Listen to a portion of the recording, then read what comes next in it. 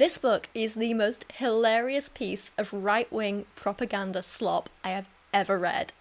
This is Trigger Warning by William W. Johnson and J.A. Johnstone, and the tagline is, "There are no safe spaces." Hey, and if you're new here, my name is Rachel, and I make videos about books, about feminism, about poetry occasionally, and just whatever interests me. Like, it's a mixed bag, it's fun. I'm happy to have you on this journey with me. I try and be fun and entertaining while also being educational and maybe helping you, like, question some things about the world, see it in a different way. I don't know. We just try and be inclusive here, but also have a good time and a giggle. If you're new here, it would be wonderful if you want to subscribe, and if you've been around a while, just check you're still subscribed. That would be great too. If you want to see more from me, I do have Instagram. I also have a website where you can see lots of my cool photos and paintings and art and stuff like that. And I have a couple of books available myself, which I'll tell you about later. But for now, let's talk about this book, because it is wild. I'm going to have to put my glasses on, sorry to read. Sorry if there's a glare. I was recently reading a list of the worst books ever written on Reddit, and I came across Trigger Warning by William W. Johnstone, a book about this ex-soldier who enrolls at a university to get his generic master's in biology, just biology, nothing specific, just biology, and then while he's there he realizes, oh no, this is a liberal campus, and obviously because he's a cis straight white man, everyone calls him a Nazi, and oh, they attack him because we all know cis white men are the most persecuted in the world. And and then there's like this crazy plot to like bomb the campus so liberals can get money off other rich liberals, and there's something, and it's bad because there's gun control on campus, and now the bad guys had guns, and if only they had guns, and now this Republican ex-soldier has to save the day. I wish I was joking. It is, oh my god. It's so funny. It is one of the most ridiculous books I've ever read. I've been telling everyone in my life about this. I gave some dramatic readings to my partner the other day.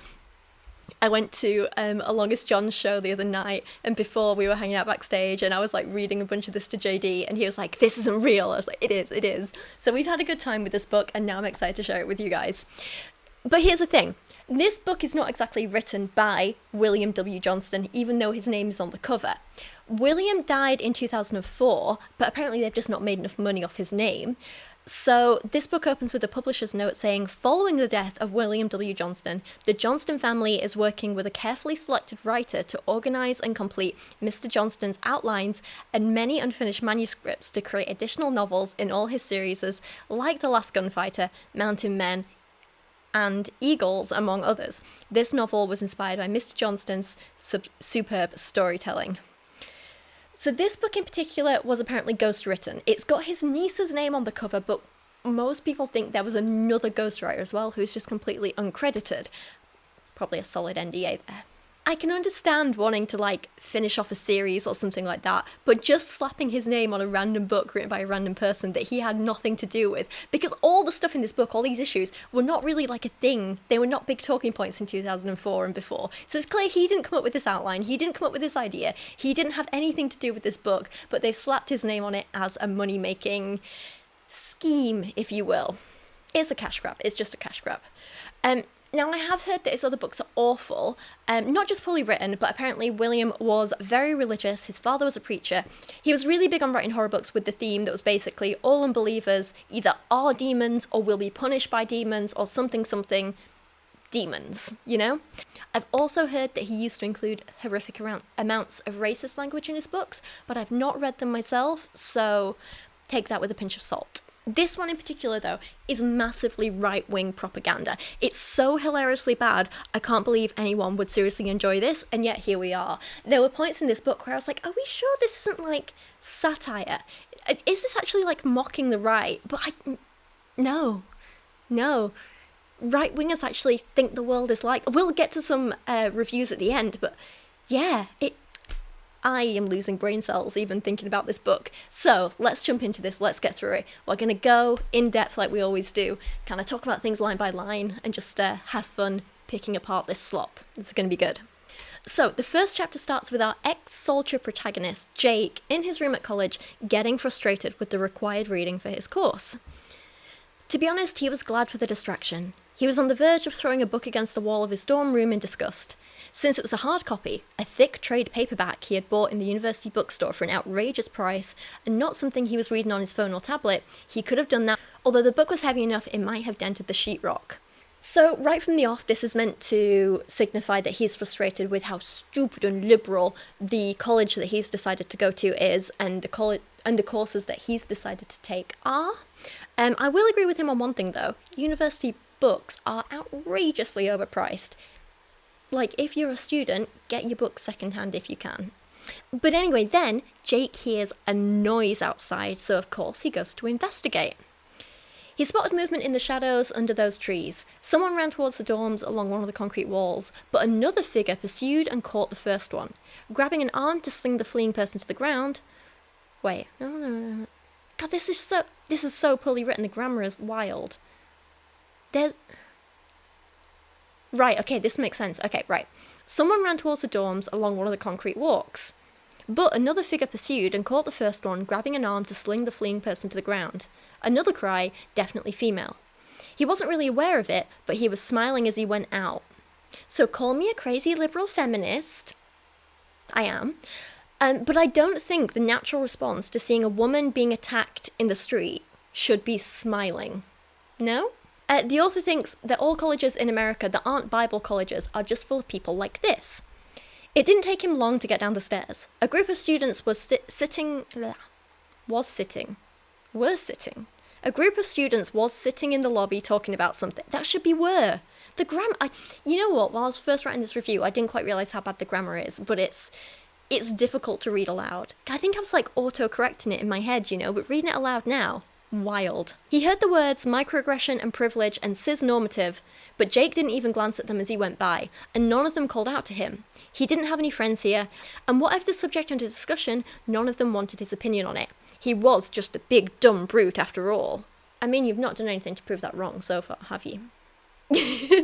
We're on page 1 of the book, and so far you've just been like, grumble, grumble, books make me mad, me want to throw a book, grrr, I see woman attack, smile. Like, that's giving big dumb brute, if anything, But yeah, the author is, whoever they are, from the very first page, trying to set up this idea that all liberal-leaning students hate cis white men who are the poor equal victims and all this, and that the real issues, like, microaggressions and overall systemic racism and systemic misogyny, and the big important things, they're just silly, they're not even real. Like, stop it. As Jake gets outside, he overhears the argument, which is basically a woman has broken up with a man and he wants to talk, so he's grabbed her and won't let go. Domestic violence, basically. Damn it, Annie, just be reasonable. I'm not going to let go of you until you start thinking straight. Stop, Craig, just stop.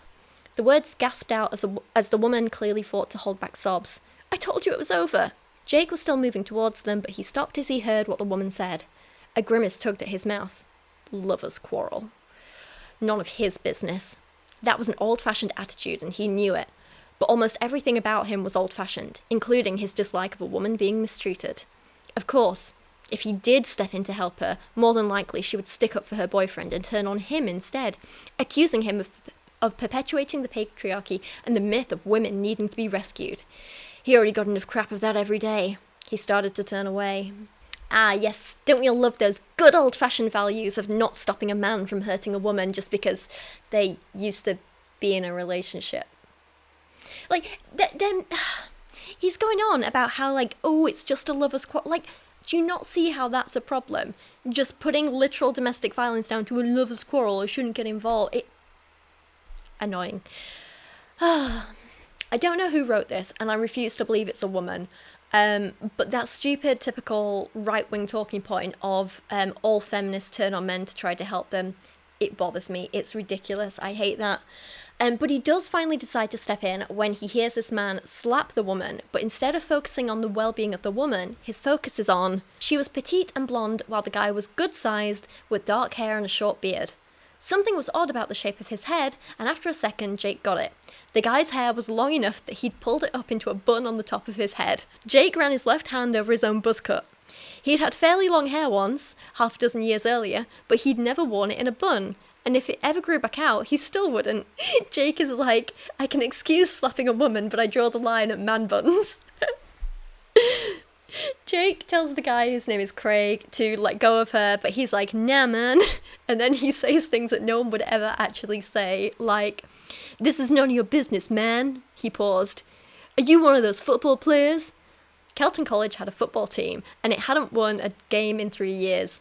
You're big enough, but Olmsted's not the athletic dome, which is where Jake came out of, I don't know. But yeah, the author just has to let us know what a big, strong, muscly piece of muscle Jake is.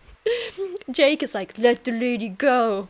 And the author writes that the woman, Annie, oh my god, it's like a straw man idea of a feminist. It's just a caricature of feminists. It's ridiculous. You don't have to call me a lady, Annie said, just as Jake had expected. She sounded halfway offended. I'm trying to help you. That's no excuse for perpetuating stereotypes and spreading toxic masculinity. Jake couldn't hold back a sigh. Even scared and in trouble, Annie couldn't stop herself from parroting some of the garbage that had been forced into her head. Not for the first time in the past half-dozen years since he'd enlisted, Jake found himself wondering if the people he fought to defend really deserved it. Brutal. God. So, on the one hand, it's true that a lot of victims of intimate partner abuse will actually side with their abusers when someone else steps in, usually out of self-preservation or misplaced loyalty. It's understandable. It's like, obviously, you don't want to see it happen, but it does. However, this idea that this is something that women say in this situation because they've had feminist garbage forced into their head is just laughable.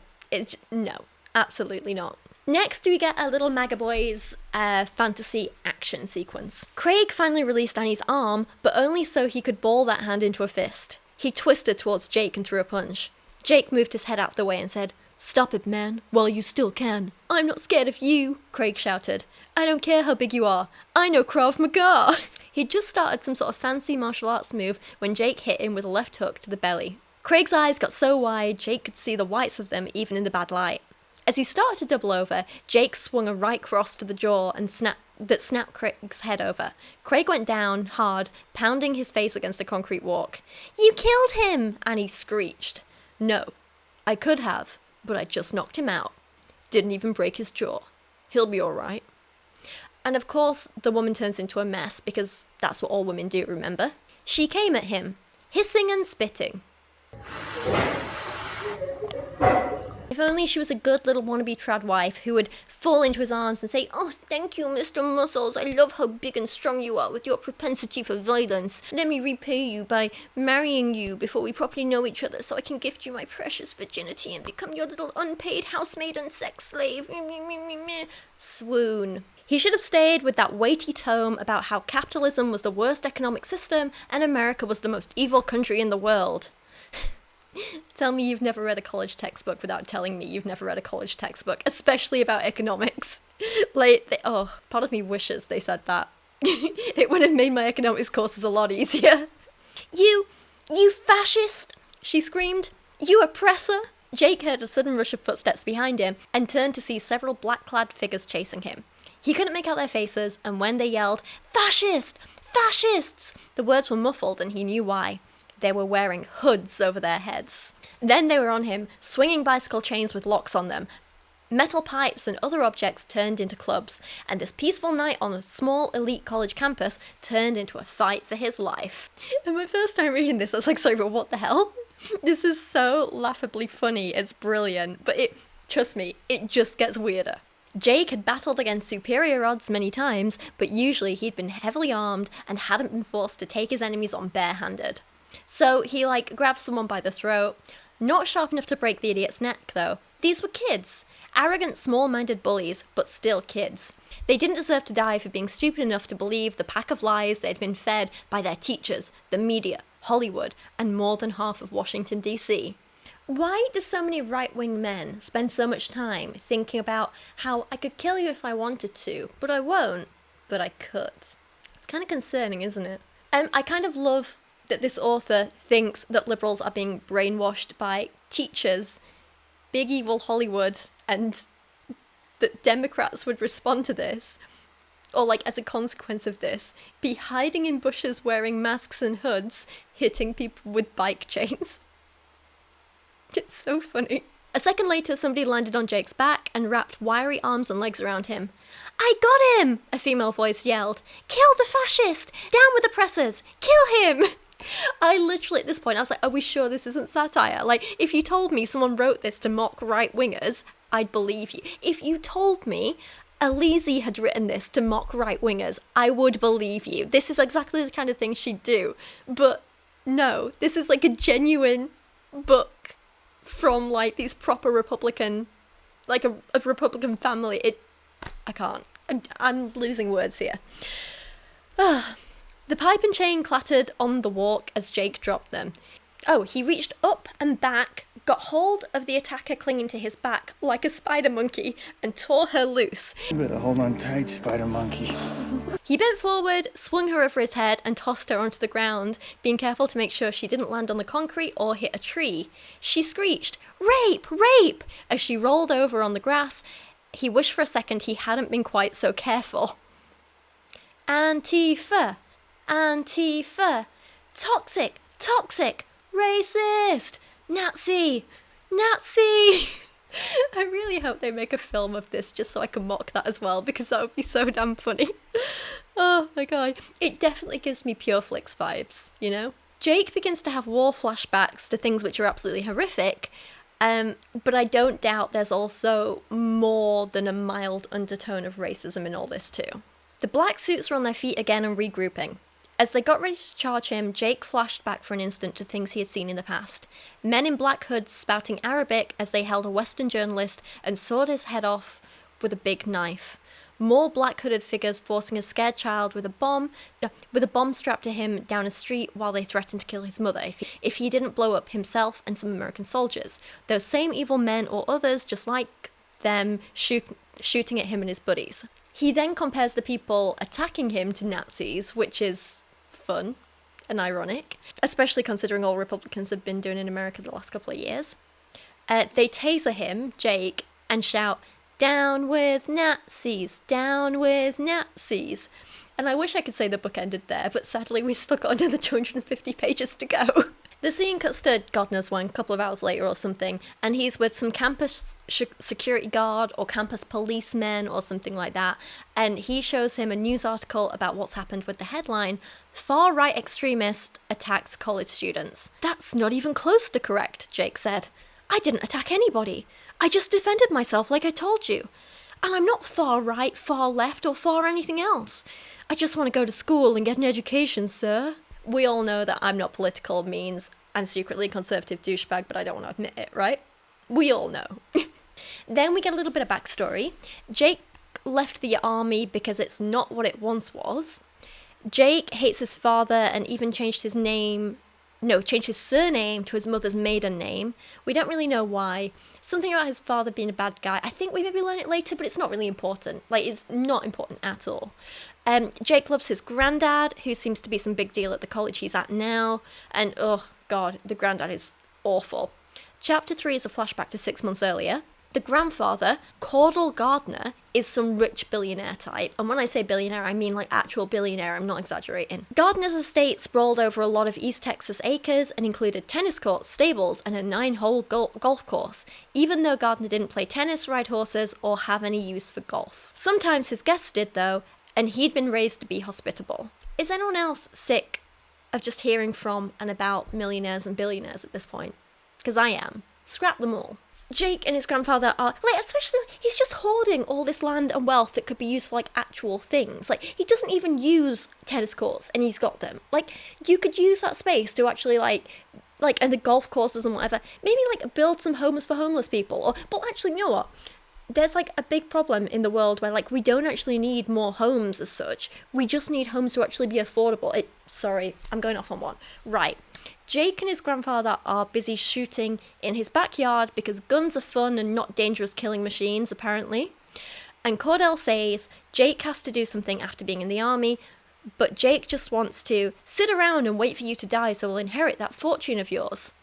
Such a funny joke. Jake, of course, is an expert shooter because he has to be good at everything, apparently. And also, his granddad says, You've got a knack for it, always have. Never saw a boy who could handle a gun like you, even when you were a little kid. You could shoot like a grown man when you were 12 years old. Drive like a grown man when you were 14. I'd ask some of the mamas of your high school buddies what else you could do like a grown man, but I don't think I want to know. Yeah, sorry, did you just casually throw in a child rape joke there? Can we maybe not? Jake then talks about how he used to do street racing, which is both illegal and dangerous. Not a fan of it, don't condone that. But it's all okay because his billionaire granddad could and did repeatedly just pay to get him out of trouble. Once again, let's scrap all the billionaires, please. Let's not. Ugh, I can't believe they've made this protagonist, like, they've tried to make him, like, relatable and, like, this is our protagonist. This is supposed to be the good guy. And, like, the joke is he thinks he's above the law because he's from a rich family. I can't. No. We learn that Jake and his grandfather have some issues with his dad because his dad was a lawyer who used to do cocaine sometimes. Yeah, again, I still don't really understand what exactly the problem was. I think the issue was that he did drugs, and maybe he's dead, maybe he's not. I don't know. You know what? It doesn't even matter. We don't even need that backstory. It's just there, apparently.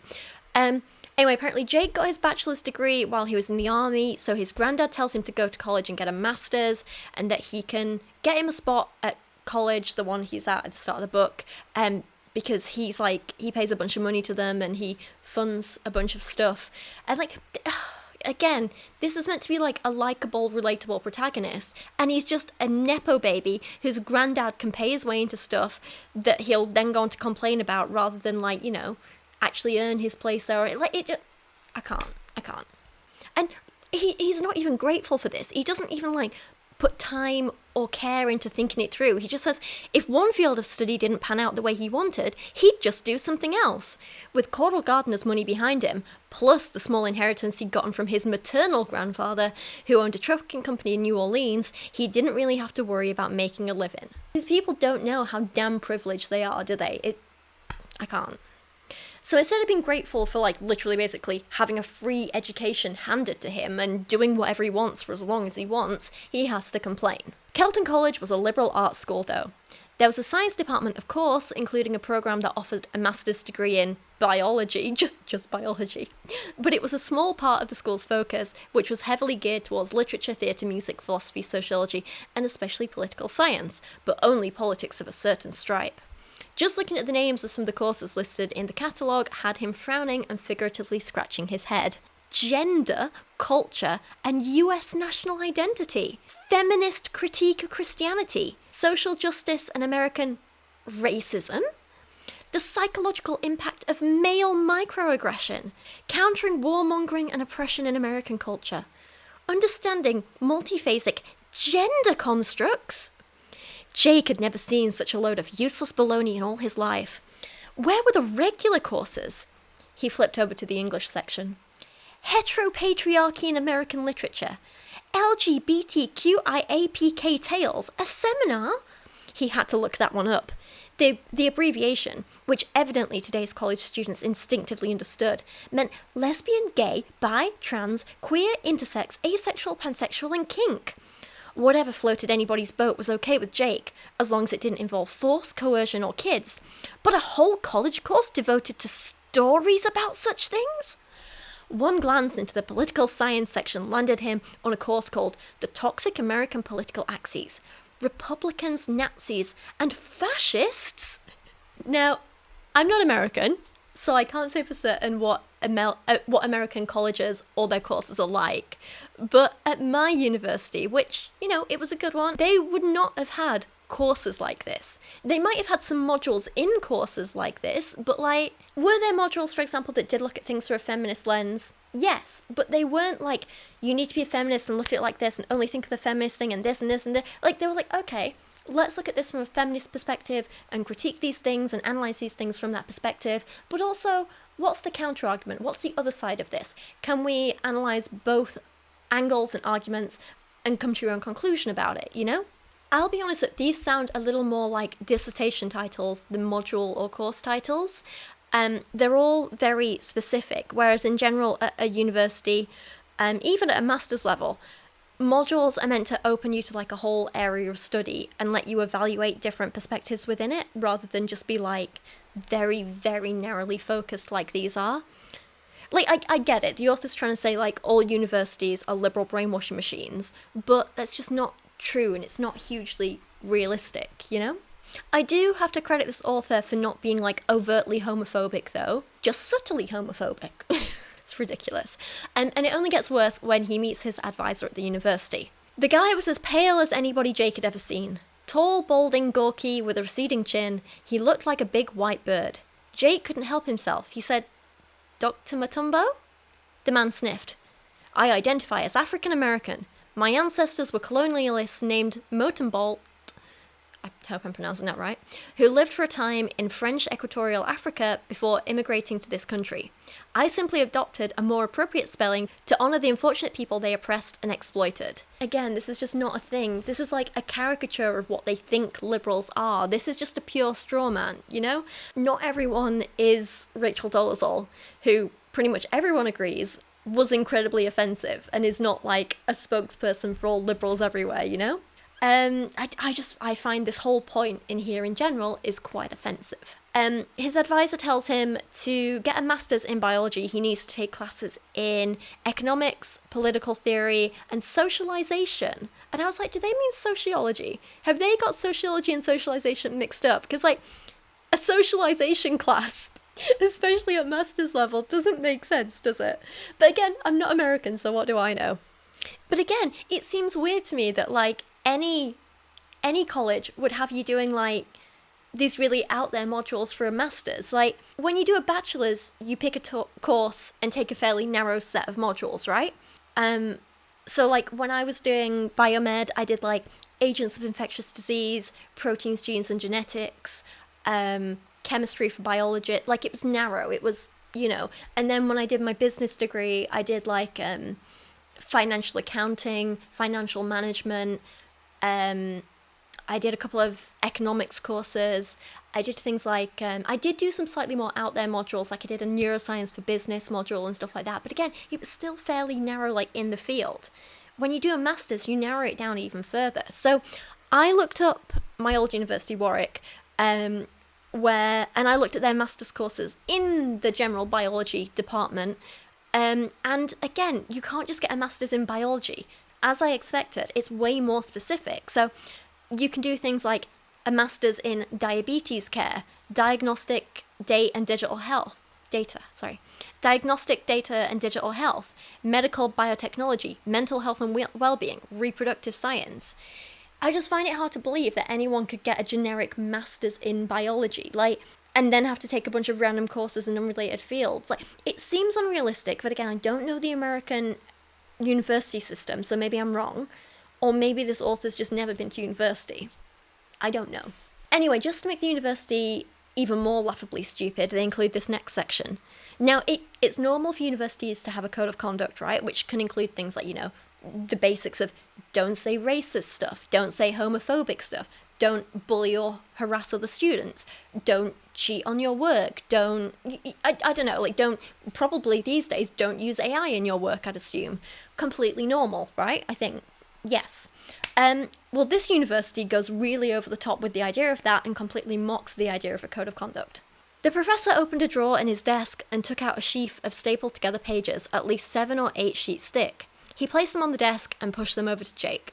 "This is our speech code. As part of our commitment to diversity, Kelton College guarantees all students a safe and inclusive learning environment, so you shouldn't use any of the words or phrases listed here." Jake frowned. "I seem to remember reading something about a right to free speech." Motenbolt tapped a fingertip against the pages. "Bringing up the First Amendment is listed in here. You shouldn't do that. It shuts down productive discussion. You shouldn't say anything about the Second Amendment either, especially the Second Amendment." Before Jake could respond, he took a booklet from the drawer and added it to the speech code. "Our sexual guidelines." I get it. Universities are bad because they're against free speech and guns. Yeah, sure. You know, it's interesting. I think a lot of people often misunderstand the First Amendment. Like, this idea that, like, and I'm not even American, and we don't really have that as a thing in the UK, but the idea of freedom of speech and the right to freedom of speech generally means It's to stop the government from responding to or restricting a person's right to freedom of speech. So it means that, for example, you can't be arrested for saying things critical of the government, for example. It doesn't mean you can just verbally harass people without consequence. It doesn't mean you can commit hate speech without consequence, you know? Yeah, they also have to mock people who care about consent too with these sexual guidelines. Jake asks if the sexual guidelines are an abridged version of the Kama Sutra. Moten Bolt glared. Sexist comments like that are also violations of the speech code. No, this sets out the proper steps that are required to be taken before any sort of sexual contact to ensure that all such contacts are consensual. No means no, eh? Exactly. So yes means yes. No. Yes also means no, because of our heteropatriarchal phallocentric culture. No one speaks like this. No one thinks like this. It would be hilarious if there weren't people who actually believed this who were making government policies in America right now, you know? As in, like, they believed that liberals believe this. You know what I'm trying to say. Wild. I know they think that they're mocking and owning the libs or whatever, but the only people it's mocking here are the right-wingers who actually think that other people believe this. Jake says something about, like, male and female students, and Moten Bolt says, all students. Not everyone accepts the antiquated concept of binary gender, you know. Remember, LGBTTTTIQQAAPP. That means... Jake held up his hand to stop him. That's alright, I don't need it defined, but I thought it was LGBTQIPK. Moten Bolt blew out a scoffing breath. That's outdated. The college experience is a very fast-paced one these days, Mr. Rivers. You'll have to learn to keep up. Education is all about change, hope and change, and resistance, and social justice. Like, this is so pathetic, like, the way this is written. It's like, they want to mock these concepts, but they don't actually understand them. Like, it's crazy, isn't it? You know, I can actually imagine all these, like, little red-faced MAGA boys sitting around reading this little book, chuckling to themselves, thinking they're so big and clever for, like, mocking these people. It's like, you're mocking people and views that don't actually exist. Yes, like, a lot of us believe that gender is not binary. That's, like, a completely reasonable thing when you understand why we think that, and when you understand what it means when we say gender's a social construct and stuff. But we're not... we don't act the way it's portrayed in this book. It's not... I don't know. I don't even know how to say this anymore. I'm tired. It's wild, isn't it? So, Jake planned on keeping his relationship to Caudle Gardner quiet, but he wasn't above using it to his advantage if necessary. And the old man had it in his head that college was the same sort of place it had been 50 years earlier, when he'd wanted to attend but couldn't. So that meant Jake ought to live in a dorm as he saw it. Given the amount of money his grandfather had forked over to Kelton College, Jake figured they would find a place for him. Nepo babies are not cute, they're not relatable, and they're not sympathetic in any way. I thoroughly hate Jake as a character. He is one of my least favourite protagonists in any book I've reviewed for this channel so far. One of. We cut back to the present, so after the fight, and the main police guy in charge, after the attack, he calls the students that he is literally being paid to protect. He calls them special little snowflakes, and he says he's only there because he gets paid a lot and he doesn't actually care about any of them. So he's really not helping this whole right-wingers are just money-hungry and heartless narrative, is he? No. This is meant to be a critique of liberals, but, like this book, but instead they're just making conservatives seem like greedy and like they're all nepo babies and they're all rich and spoiled, and it doesn't do them any favours. And yet they think these are like the protagonists. Like, I can't. Anyway, police guy is like, you can go to Jake, and he says that whatever he does, he won't get kicked out of the uni because of his granddad's money. Again, sickening. We hate this. And then Jake tries to head back to his room, but he's confronted by 4 of the masked guys who've been hiding in the bushes for him. The hooded figure ignored the comment and went on. This is for keeps now. We don't want your kind here, Nazi. And if it takes putting you in a hospital to make you leave, we'll do it. I am not a Nazi. Or a fascist, Jake snapped. Go buy a damn dictionary. The Nazis were socialists. Your side. A convenient lie. Study some history, you damn fool, or go on spouting your precious narrative. I don't care. Just get out of my way. I think the author of this book, whoever they are, needs to be the one to study some history, actually. So, sure, The Nazis were called the National Socialist German Workers' Party in name, but they were not socialist by any common use of the word, especially not by the time Hitler was in power. In fact, when Hitler wrote Mein Kampf, so before he was in power, he repeatedly spoke about his own definition of socialism, and he hated that Marxists were using the term that he perceived to be in the wrong way. So he didn't align with Marxists, he didn't align with socialists as we know them today. Ultimately, Hitler kind of played around with different economic ideologies and went back and forth supporting basically whatever would suit him best at the time. I guess kind of like Donald Trump does today. What a coincidence. Did he encourage capitalism at times when those who owned the means of production supported and financed him? Yes, absolutely. But did he also seize some industries and nationalise them at times? Yes, but mostly when those in charge wouldn't support him and he wanted to seize the power back from them. The Nazis were, to put it really simply, fascists who began under the disguise of socialism, but they were never socialists as the term socialist was understood today or even at the time. We also have to understand that they weren't just the Socialist Party, but they were the National Socialist Party. And as Hitler associated the German national identity with the white race, it can be inferred that if the Nazi Party ever did want some kind of economic equality or to prioritise social welfare, it was only for the white German people, at the very real expense of others, which is obviously not true socialism and is heavily rooted in racism, obviously. Okay, so anyway, then we get this little conspiracy-filled rant going on. There was something fundamentally different in the way these guys stood and moved, something professional. Most of the members of the various Antifa groups really were kids, spoiled, brainwashed, vicious little monsters, but still kids. Jake had read enough about the movement, though, to have come across rumours that within the groups, terrorist cells, if somebody wanted to call them what they really were, individuals had been planted by the liberal billionaires who funded such madness. Men and women with military, paramilitary and mercenary backgrounds who had done things that would make the kids cry and wet themselves just to think about. They were there to keep the useful idiots in line, to make sure they showed up where they were supposed to and rioted right on cue, and also to take care of any actual dirty business that came up. Can we just laugh for a moment at the idea of liberal billionaires, please? Like, no, sorry, please. Like, you've heard the saying, there's no ethical billionaires, right? Absolutely true. There's also no liberal billionaires. Those two ideologies just do not go together. You cannot be a millionaire or billionaire without literally exploiting the working classes in some way. It's just a fact. There are perhaps millionaires and billionaires out there who say they're liberal and make out that they're liberal for PR's sake, but you cannot have genuinely a liberal billionaire. Like, you can't convince me otherwise, sorry. Anyway, then they attack him. We are 34 pages into this book, and we've had our hero beaten up twice already by the nasty, nasty liberals. I can't say I'm sad about it, to be honest. I couldn't care less about him. Hooded men hadn't been lurking here in the shadows waiting for him just so they could beat him up.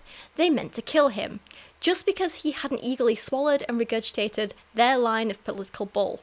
Wrongthink was a capital offence in their minds. Right-wingers really think they're the victims, don't they? It's quite funny. Jake could tell by the way they moved that they'd had some training. Maybe military, maybe police academy, or else their group, funded by liberal money, had paid somebody with experience to teach them a few things. There's a lot of projection in this book, you'll notice. Don't worry though, Jake isn't in any real danger. The man said, "Ah," and dropped the pipe. They had surrounded him like jackals, eager to pull down a helpless victim and feast. But not all victims were helpless, and they weren't even victims. They were hunters and killers. I genuinely think this is one of the worst, most poorly written books I've reviewed for a while on my channel. In terms of just pure bad writing, it's up there with Giles Corran's, what was his book called? Winkler, I think? That was poorly written. "I could kill you right now. You know that, don't you?" Jake said in a hoarse, half whisper. "All it would take to crush your windpipe is a little more pressure. Then I could walk away and you'd lay there and suffocate, and there wouldn't be a damn thing you could do to stop it." Instead of doing that, Jake eased up a little. The man gasped in some air, then used it to rasp. "Fascist! Are you really that stupid? You think a real fascist, a real Nazi—" I thought you thought Nazis were socialists, never mind. "A real Nazi would let you live right now? I've been listening to you idiots for years now, yammering about how any politician you don't like is literally Hitler, when all along it's been your side that's been acting like the brown shirts and going after anybody who doesn't agree with you. Free speech, but only if it's speech you approve of, speech that fits your precious narrative. Anything else gets shut down with violence if need be. Hell, you like the violence, makes you feel big and powerful. Punching Nazis feels great. Only you're the Nazis. Jake lifted the guy's head by the throat and banged it against the ground. Are you listening to me? Damn it, you've got me so mad I'm the one who's yammering now. So listen to this. If the other side was as bad as you believe it is, if we wanted death camps, then by God, we'd have death camps by now. But we're still willing to live and let live, if you'll just let us. If you won't, well, do you want a civil war? Because that's how you get a civil war, and it won't be nearly as much fun as you think it will be. With what Trump has been doing the last few years, this has aged so poorly. I think I said before, this was written in 2018, 2019, something like that.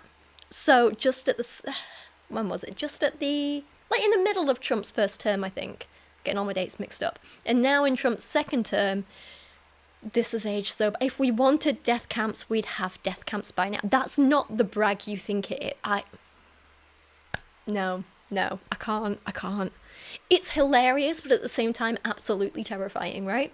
All of his attackers now are unconscious, except one of them. Don't hurt me, he begged. Don't try to bully somebody who's willing and able to fight back, Jake told him. Better yet, don't bully anybody. People have a right to believe what they want to believe. Social justice is bull. There's just justice. And sometimes it's a bitch, just like karma. Jake walked off and left the man there sobbing. New MAGA merch, justice is a bitch, coming soon. On the way back to his room, Jake meets a woman! Shocking, appalling, can you believe it? A woman. Out by herself. It's disgraceful, isn't it? Jake stopped short. Instantly, he took in several details about the person who had just spoken to him, enough that he was reasonably sure he wasn't about to be under attack again. Although he couldn't be certain about that, he reminded himself. After all, women could be dangerous too. Even women as attractive as this one. Maybe especially women as attractive as this one. A guy might stand there thinking about how hot she was and never even realise she was about to kill him. I mean, we've all been there, haven't we? But in this case, she didn't make any threatening moves. She just stood there with her hands in the hip pockets of the jeans she wore and looked at him. Now, this is too far for me. You want me to believe that liberal billionaires are murder machines? That's fine, I can believe that. But a woman being able to put hands in her hip pockets? Wouldn't happen. Unbelievable. You've never seen women's jeans, have you? These ones that I'm wearing now, so annoying, right? Look at this. It's not even a real pocket. What's the point? Not a pocket. So annoying. Anyway, sorry, rant aside. But in this case, she didn't make any threatening moves. She just stood there with her hands in the hip pockets of her jeans she wore and looked at him. It was a casual stance, but it might have been calculated to make her breasts stand out a little more prominently against the shirt she wore. If that was the case, it worked. Of course he's sexualizing a random woman for simply standing. God's sake. Oh my god. What, like, she's literally standing there with hands in her pockets. And that's an excuse to objectify and sexualize her. It's silly, isn't it? It's so silly. And at first I like her because she turns to him and says, "You're an obnoxious young man, aren't you? In addition to being a violent one." Facts. Great. Love that for her. But my liking of her doesn't last very long, sadly. Her name is Natalie Burke. She's a professor at the university teaching criminal justice. I don't know why I put that in quotation marks, but there you go. And she says that she is 6 or 7 years older than Jake. And I didn't have a clue how old Jake was. I assumed somewhere about 25, but I could have been wrong. At this point, I don't remember how old he is, but I do think we get revealed at some point. We'll see. Jake says, "I'd say that you don't look like a criminal justice professor. But that would be sexist, exclusionary, patriarchal, and oppressive," she said sternly. "Haven't you read the speech guide?" I looked at it, Jake hedged. "I was more interested in the sexual conduct guidelines." "Yes, well, we don't have to worry about that. And you even bringing that up is harassment, you know." Jake held up both hands, palms out. I surrender, Doctor. What can I say? I'm an evil, cis-normative heterosexual. I can't help myself. He smiled. Say, does that mean I'm mentally ill? That cuts me some slack. I'm a disadvantaged, oppressed minority. On this campus, for damn sure. Is this what the author thinks flirting is? Because that's what this is meant to be. I can't believe it. So does anyone feel like they're using the word cis-normative wrong? Right? Like a society can be cis-normative. An ideology can be cis-normative. But an individual, does he just mean cisgender? Is he getting, like the author got sociology and socialization mixed up, are they getting cisgender and cisnormative mixed up? Like, they don't even know the meaning of the words they're trying to, mock and critique. It's a lot. So Natalie starts by saying stuff about how she's going to call the police because she saw him attacking the men, and he's like, good night, and walks away, as you do. He was a little confused. It seemed at times as if the woman was actually flirting with him. If that was true, it was one hell of an odd time and place for her to be doing that. At the same time, she'd been right about one thing. Despite everything else swirling around them, political tomfoolery and the like, people still had universal emotions and were driven by them at times. And she had said that she taught in the criminal justice department, he recalled. Maybe she wasn't quite as caught up in the so-called progressive movement as some. Then, remembering how he had read where some criminal justice experts always blame society for creating the predators, or the victims for being preyed upon, and he wasn't so sure again. God, that's so poorly written, isn't it? The whole encounter had him baffled. Me too. Maybe she would throw him under the bus, maybe she wouldn't, but either way, there was nothing he could do about it now. The confrontation between Jake and the Antifa patrol was big news for a couple of days. Still makes me laugh. It was all over the internet and the cable news channel. Of course it was, of course.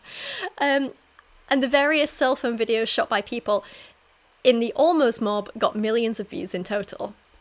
On all the different got millions of views in total on all the different social media platforms. Random comma in there. In almost all the news stories, Jake was referred to as alt-right, far right-wing, extremist, white supremacist, Nazi, or accused of being a member of the KKK, even though the trouble had no racial component whatsoever. The fight with fists, pipes, and chains was hysterically headlined as a mass shooting by one of the Boston papers.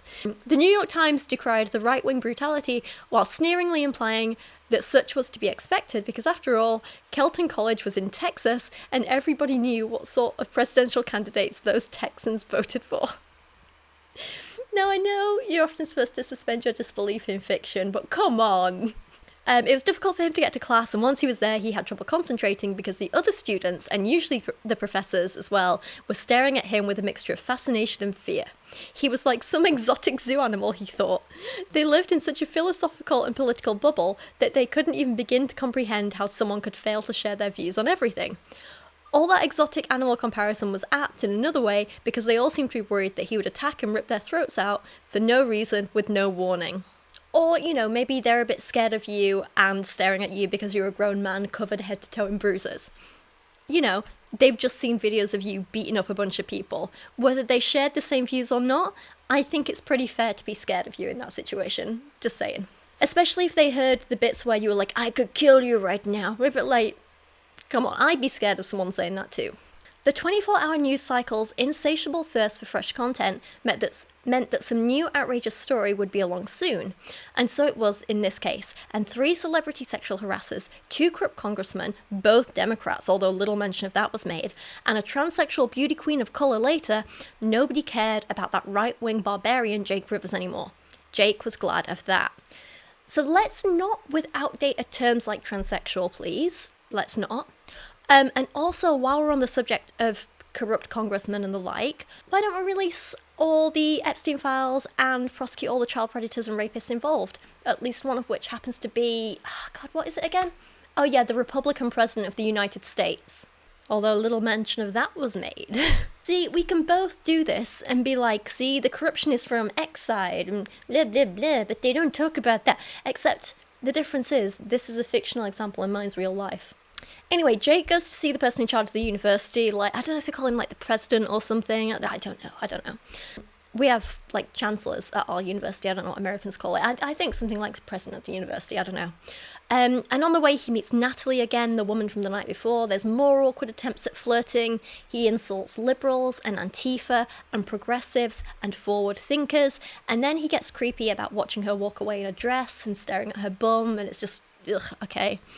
Uni guy is called Mr. Pelletier or Mr. Pelletier? Mr. Pelletier. Tier. Mr. Pelletier. We'll go with that. Yeah. Maybe. And he says that Jake has a bunch of lawsuits against him. We're going to settle the lawsuits, Pelletier went on after a moment. The college's lawyers assure me that the cost will be less in the long run than fighting them.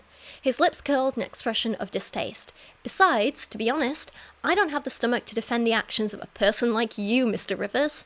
I find your attitude and actions repellent and reprehensible, young man. Kelton College is supposed to be a haven of learning for all students, regardless of ethnicity, national origin, gender, lifestyle, or philosophy. We value diversity and welcome inclusivity.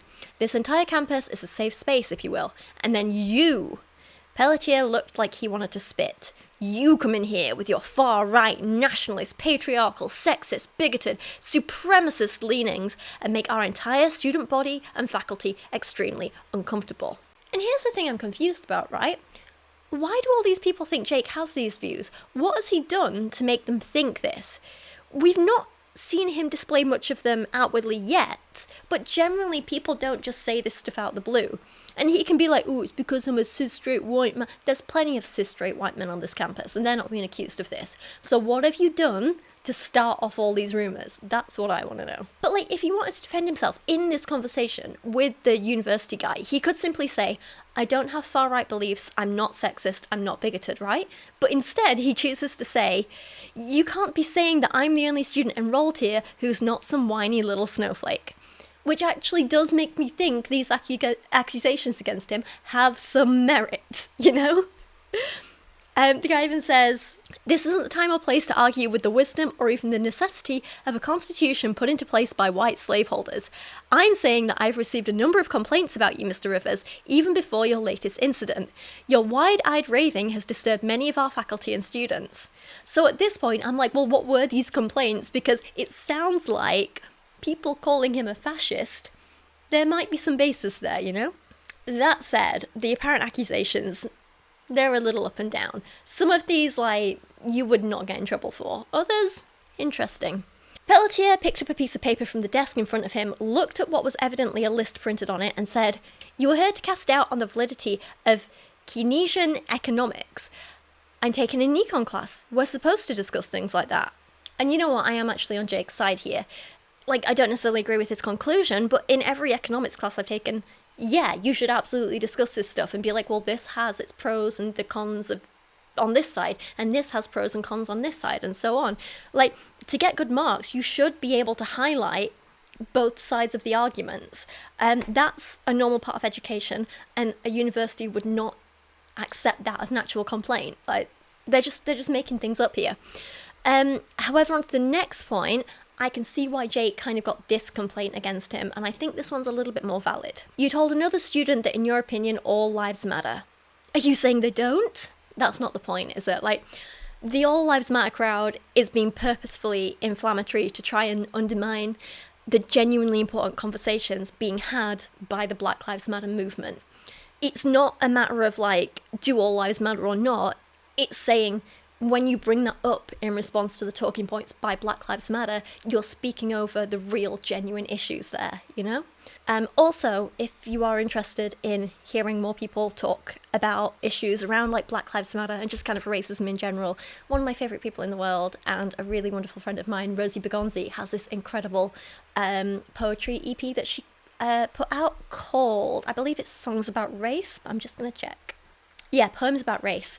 And Rosie's absolutely incredible. She's so talented. She also plays the handpan on it, and she's wonderful, so I recommend going and checking out her stuff. It's on Spotify, I believe, also on Apple Music, and you can find some stuff on YouTube as well, so she's great. Sorry, just shamelessly promoting my friends there. Anyway, it goes on, and the whole point of this thing is Jake crying because, like, oh my god, I'm being punished for having their own opinions because I'm not politically correct. People are so mean, like, whatever, okay. So the guy asks him to withdraw from college. The president guy says will you withdraw from the college? Jake is like, no. End of chapter. Chapter 10 opens with this guy. He's the first time we're being introduced to him, but he's the main bad guy in the book, right? And his name is Matthias Foster, and he is shooting some stuff, he's testing some guns, and he comes out with cheesy lines like this. Preparation, my dear Lucy. Proper preparation is the key to success. Forgive me for sounding like a motivational speaker. You're right, Foster agreed. We have other powerful weapons on our side. Our brains, he touched his forehead, and our hearts.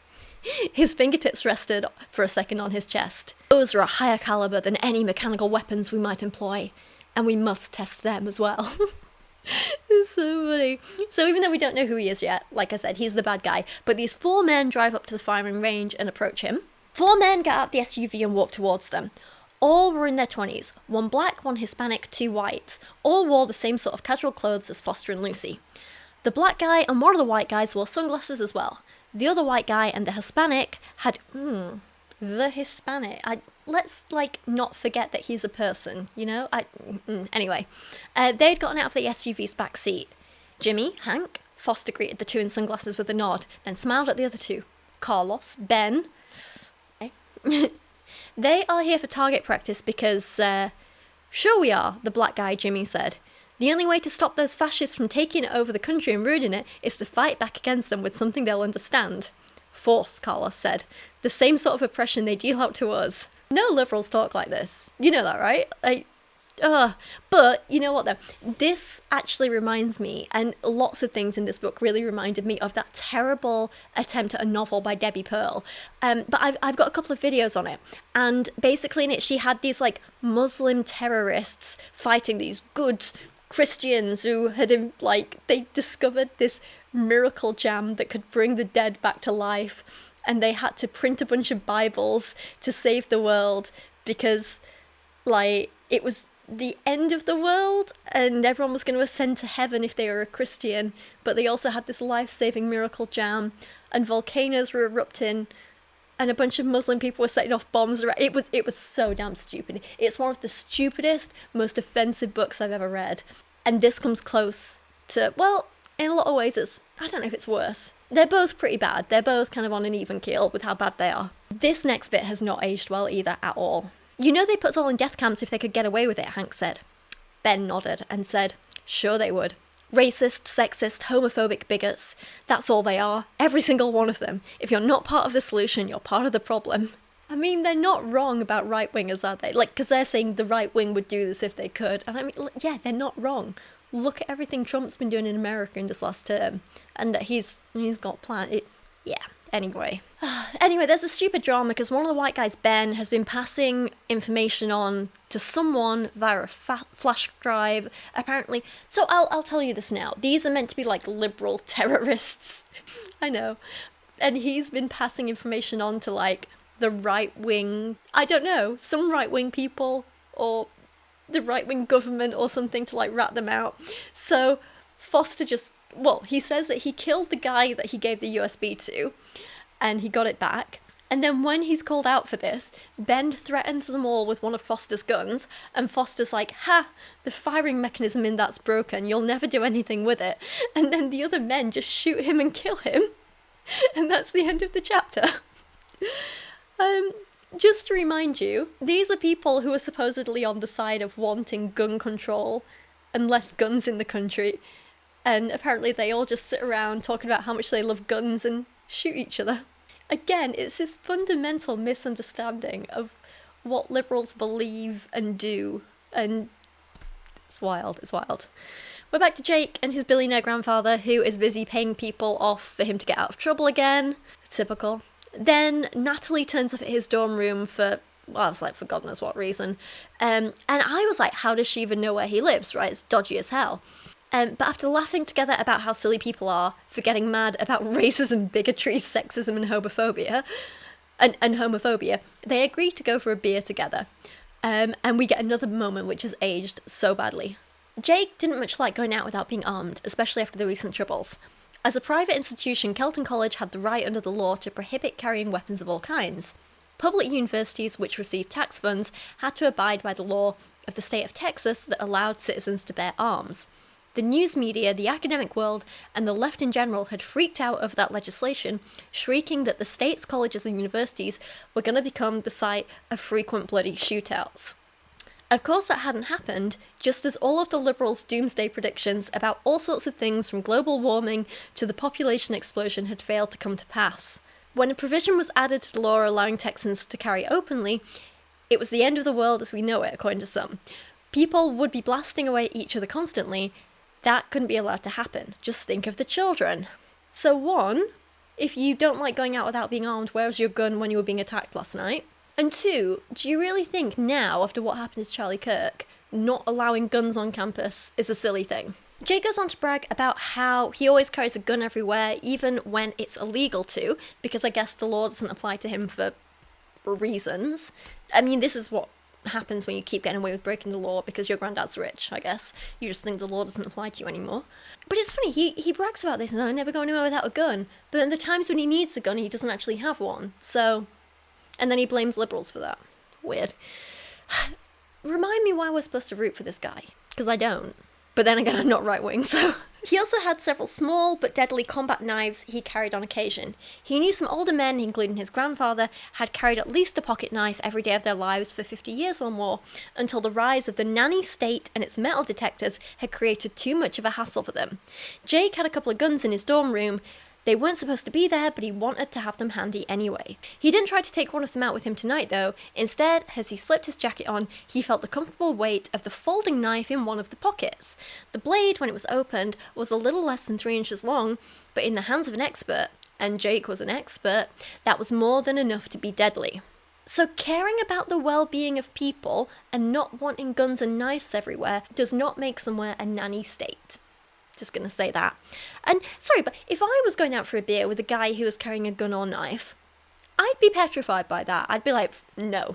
Anyway, Natalie reveals that she knows who he is and who his granddad is, and he's like, I don't want people to know in case they think I'm getting special treatment, which actually means that he doesn't want people to know that he is getting special treatment, because he is. Oh. I don't like to talk about it, he said, shaking his head. I don't want people thinking I'm getting breaks or being treated differently because of who my relatives are, but he is. But you are, Natalie said. Thank you. And that's just the way of the world, Jake. People who have more wealth and power, or whose families have more wealth and power, are treated differently. Some people who are obsessed with trying to make everything in the world fair don't like that. But there's nothing really they can do about it. They've been trying for hundreds of years, but they haven't been able to. Oh, well, that's all right then. We should just see corruption and inequality and ignore it because, why bother trying to change it? Why make anything better? It's been going on this long and it's only getting worse, but yeah, let's not try and fix it at all. What a sad, horrible, uncaring, and selfish worldview to have, right? Wild. Anyway, they bond over complaining about how everyone is throwing a hissy fit and that they're just looking for something to complain about and blah blah blah blah blah. This whole book is just self-congratulatory right-wing slop. We find out at this point Jake is 24. And not for the first time we're told that he has an old soul and he is mature for his age, which, when coupled with that line earlier about sleeping with adult women when he was a teenager, feels creepy to me. It's kind of justifying child rape, but okay. I don't like it at all. Natalie gives us the most over-the-top description of Jake, and it is unintentionally hilarious. You're full of contradictions. You're a warrior, but you're also a philosopher. You quote Shakespeare. You're young, but you look down on people your age and venerate soldiers from wars that were fought 3 generations ago. You're quiet-spoken and gentle, and yet you've been one of those rough men ready to do violence on other people's behalf. When you need to be, you still are a rough man. I don't go out of my way to look for fights. Exactly. You're like a warrior monk. And then they kiss, and then Jake gets attacked again. Those damn black-hooded Antifa fanatics. They were after him again. I don't get why this random nobody man is a target at all. And honestly, after reading the whole book, I still don't. It's so ridiculous, it's funny. So, Jake uses his knife and is an angry, emotional, and violent mess. As Jake returned to an upright position and stood there, braced for more trouble with his chest heaving, not from exertion as much as from emotion, he tried to calm the rage that had burst into white-hot fire inside him. All the resentment and disgust that had been building up since he had come here to Kelton College had broken free. He knew he could have killed somebody if one of those knife strokes had opened up a throat, but right at that moment he didn't care. They had attacked him again, and whatever happened to them was on their own heads. So he's saved by campus police again, and while the main guy in charge seems to be on his side, another is not. So we get the typical like good cop, bad cop thing, but it's like right-wing cop, left-wing cop. Blue cop, red cop, if you will. Or red cop, blue cop, whichever way around. I don't know. Anyway, I'm rambling here. Natalie apparently is the one who called the police. When he gets back to his room, Natalie has texted him to check that he's okay. And at this point, I'm like, but how did she get his number? Like, he didn't give it to her. She didn't give him hers. Like, how did she text him? I'm like, she's dodgy as hell. Either, like, she's abused her position of power as a lecturer at the university to find out his personal information, which is creepy as hell. Or, like, she's a plant sent to spy on him, and that's why she's got his information. In which case, I'm like, but why are they spying on him? He's not that important. He's a nobody. I don't like any of this. It's so silly. Anyway, the text. When he read it, he saw it said, "Are you alright? N." That was her, he thought. He wasn't sure how she'd gotten his number, but she had already proven to be resourceful. He tapped out, "Fine. You?" "All good. I'm glad you weren't hurt. And now you have my number, so I'll be expecting you to call me." Jake sent back a thumbs up, not knowing what else to say, then put the phone in his pocket and went on into the dorm. Driest texter ever. Oh my god. Oh, I'm so tired. Okay, I'm gonna stop this here and film tomorrow night. Okay, welcome back to part 2 of filming, and we are just gonna do voiceover for this, if that's okay, because I got back from Barcelona yesterday, and I'm a little exhausted, and I look very, very tired right now. But we're gonna do this together. So, we're starting off with the next chapter, which cuts right back to our Antifa gang ringleader, Foster. Him and his buddies are complaining about Jake, saying Rivers is going to be a problem. "We need to take that son of a bitch out," Jimmy said. He held up his left arm, which sported a bandage around the forearm. "He cut me pretty bad. I had to get a dozen stitches, man. If we didn't have a doctor of our own, we'd have guys in the ER right now, and the cops asking questions. And we were lucky it wasn't worse. Somebody could have gotten killed. As it was, we've got men laid up again." So obviously they're the ones attacking him. I still don't really understand why they're targeting him, like he's literally no one special, and we don't really get an answer for that at any point in the book. So, just, you know, it's plot for plot's sake, alright? Just, this book is nonsense, it doesn't have to make sense. None of it does. With this next bit though, I love how bad the dialogue is here, it's so funny. "We've gone after him twice just to test him and find out how much of a bad bum he really is," Foster pointed out. "Now we know he's not going to take us by surprise and die hard us. If he tries, we'll be ready for him. That's why we have to make sure where he is and keep track of him. Still think we should just go ahead and kill him right off the bat," Jimmy muttered sullenly. And again, here's where things get confusing, right? Because this whole book so far has painted all the liberal Antifa students, and just liberals in general, right, as violent and aggressive, and they're doing all this attacking, right? And then the liberal bad guy says this. "What about the rest of the students?" Hank asked. "There could be somebody else who might take us by surprise." Foster made a face and shook his head. "The chances of that are so small. I'm not really worried about it. You know what they're like. They're not violent. They abhor violence. Just ask anybody, they'll tell you. Oh, they can form a mob quickly enough if anybody offends them and violates their safe spaces. But as long as we keep them spread out, they won't do that. They won't do anything unless the odds are on their side. They think they're noble, but they're just cowards." He laughed again. "They're about to learn a valuable lesson, though." "What's that?" Lucy asked. "In a world full of wolves, there are no safe spaces." "So I'm confused. You're meant to be liberals. You're meant to be fighting for the side who want safe spaces. You're complaining that the people you're fighting alongside aren't violent, even though they're the ones who started fighting first. You're liberals. You're violent. That, like, but I don't know. I don't even think this book knows what it's saying anymore. Not at any point. So it wants to paint all liberals as, like, violent bad guys, but then they're like, don't worry, they won't attack us, they're just liberals, they're not violent, they're cowards. But I don't know, it makes no sense. Then we get one of the creepiest scenes yet. So Jake goes to visit a friend of his called Keith Randall, who has a 12-year-old daughter. You know what, I forgot this was even in here because it's so insignificant. But Keith likes guns, Jake likes guns, both the men have guns. The 12-year-old daughter then mocks Jake for having a small gun, and Jake, this grown man in his mid-20s, says to the 12-year-old girl, "It's not the size of the gun, it's what you know how to do with it." Jake had responded, then immediately wished he hadn't said such thing to a 12-year-old girl. He needed to watch his phrasing in the future. Stop it!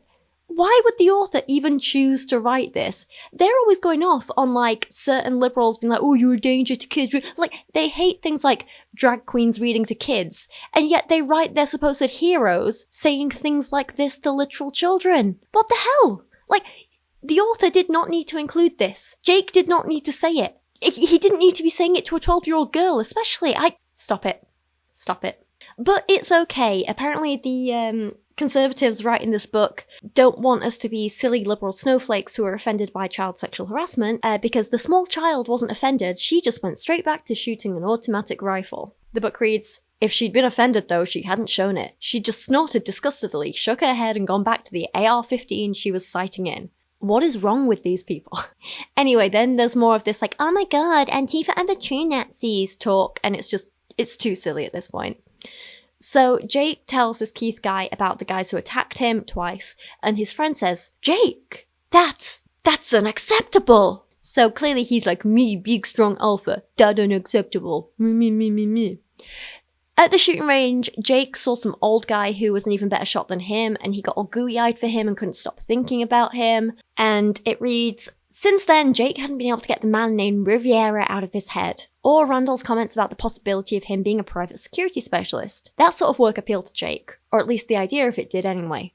He had training and experience that had enhanced his own natural skills to the point they were something not often needed in normal society. Not many people needed an ever rougher man than usual standing ready to do violence on their behalf. But when they did, it was often a matter of life and death, and Jake enjoyed pitting himself against high stakes like that." I think Jake needs therapy, just being honest. Back at the university, and some random guy calls Jake a Nazi, so he starts arguing with him in a corridor, and Jake calls him a snowflake, so the guy responds by acting like some over-the-top caricature. And then the guy says to him, "We've had enough of your aggression." It was all Jake could do not to turn around quickly and pop the guy. He didn't figure it would take any more than one punch. In fact, that punch might well break his jaw. That would shut the annoying little B-word up anyway. So, good job there denying the claims you're aggressive, Jake, by, being aggressive. The left didn't want the truth getting out, though. To them, the liberal elite was smarter than anyone else, and so they thought they ought to be the ones to tell people what to think and do. And liberals always included themselves in that elite, without it ever occurring to them that if the communists or the Islamist, okay? Or the Islamist fanatics ever took over, they would be among the first lined up against a wall for the firing squad. Like, what is this nonsense? None of this book makes sense. Then there's some stuff about Jake being kind of racist to a black guy who tried to help him out, but Jake comes around to him and realizes, dude, it's okay. He might be black, but at least he's from a rich family, so he's one of the good ones. It's sickening. Absolutely sickening. The next chapter is just more of the same nonsense like this. The answer to that was simple and near universal. If a liberal said it, other liberals would believe it, regardless of what the facts showed. Just not even close to true. I feel like they could be talking about Donald Trump's followers here, you know? The projection it's a lot. Once again, Natalie shows up out of nowhere, and her and Jake bond over their apparent hatred of the left. No, the professionally outraged will just find something else to be offended and upset about. You know that, Jake. The way they moved the goalposts, nobody can ever win with them. Like, this stuff is funny for a while, but it gets boring, doesn't it? Just because it's so over the top and stupid, and they miss so many of the points. I say that. There is this hilarious bit, though, where they go to a restaurant, and it's one that Natalie suggests, and they took his pickup, with Natalie giving him directions to the steakhouse. Not that he really needed them. He knew he could have relied on his innate sense of direction to find the place. Yeah, you can find a place that you've never been to before just because you have an innate sense of direction. Shut up. This is not how men work. There's more nonsense and lack of understanding about consent too. So they kiss. God knows why. Who would kiss this man? But okay, here we are. When the kiss ended, as it finally had to, Jake said quietly, "I'm sorry. I didn't ask your permission to do that." "Don't be. she replied without hesitation. Look, let's forget about all those ridiculous, politically correct guidelines. There comes a time between a man and a woman when none of that garbage matters. He started to say something about how she was being awfully heterocentric there, with her comment about a man and a woman, but then he realized she was right. He shoved everything else out of his mind and let human instinct guide him as he kissed her again. There were some things bureaucracies just couldn't make rules against, and what he was feeling now was one of them. Let the petty little tyrants try to regulate human emotions all they wanted. In the end, they would fail. The human spirit wouldn't be broken. If it ever was, that was a world Jake wouldn't want to live in. No one wants to regulate human emotion. What does that even mean? So funny. In the next chapter, things keep getting ridiculous. Our big bad liberal gang leader has now infiltrated a very elite group, the college groundskeepers.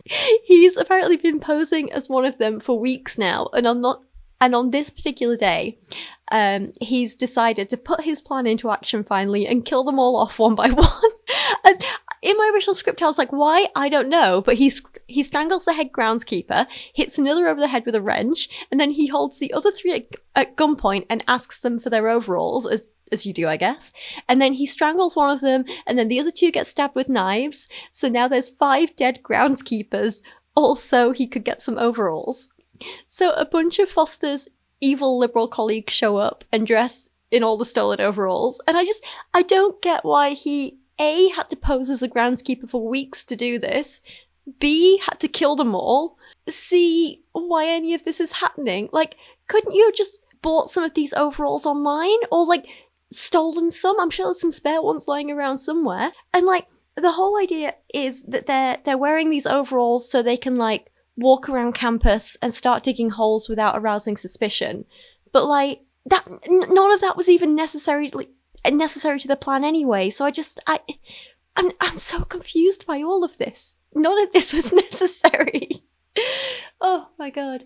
Okay, chapter 19 is back to Pierce, Jake's new black friend, who is arguing with his also black girlfriend about Jake.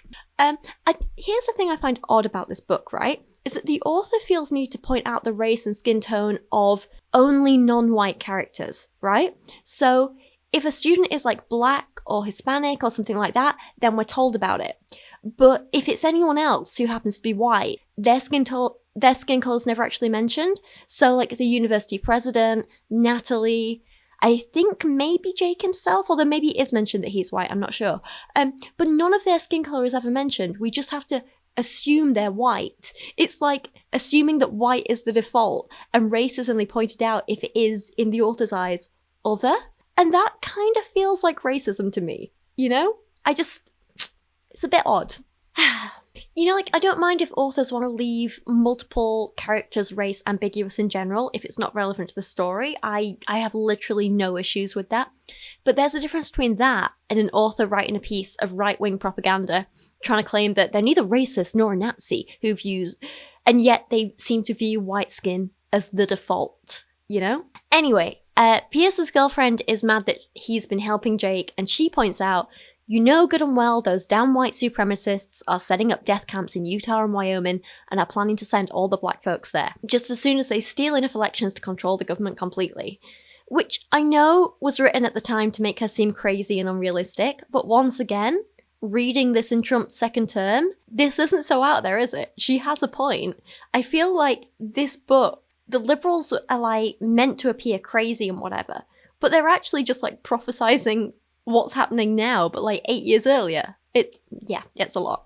There's also this section which has aged so poorly. It's a bunch of laughable nonsense, right? The previous semester, Pierce had written a paper on voter fraud, and he knew from his research into the subject that in virtually all the provable cases, the fraud had favoured the candidate representing the Democratic Party.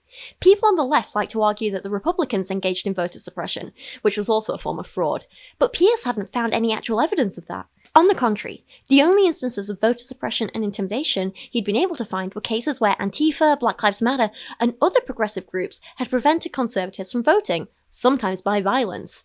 As someone who had always considered himself very leftward-leaning politically, but who was also devoted to the concepts of fairness and equal rights, those discoveries had been rather troubling for Pierce.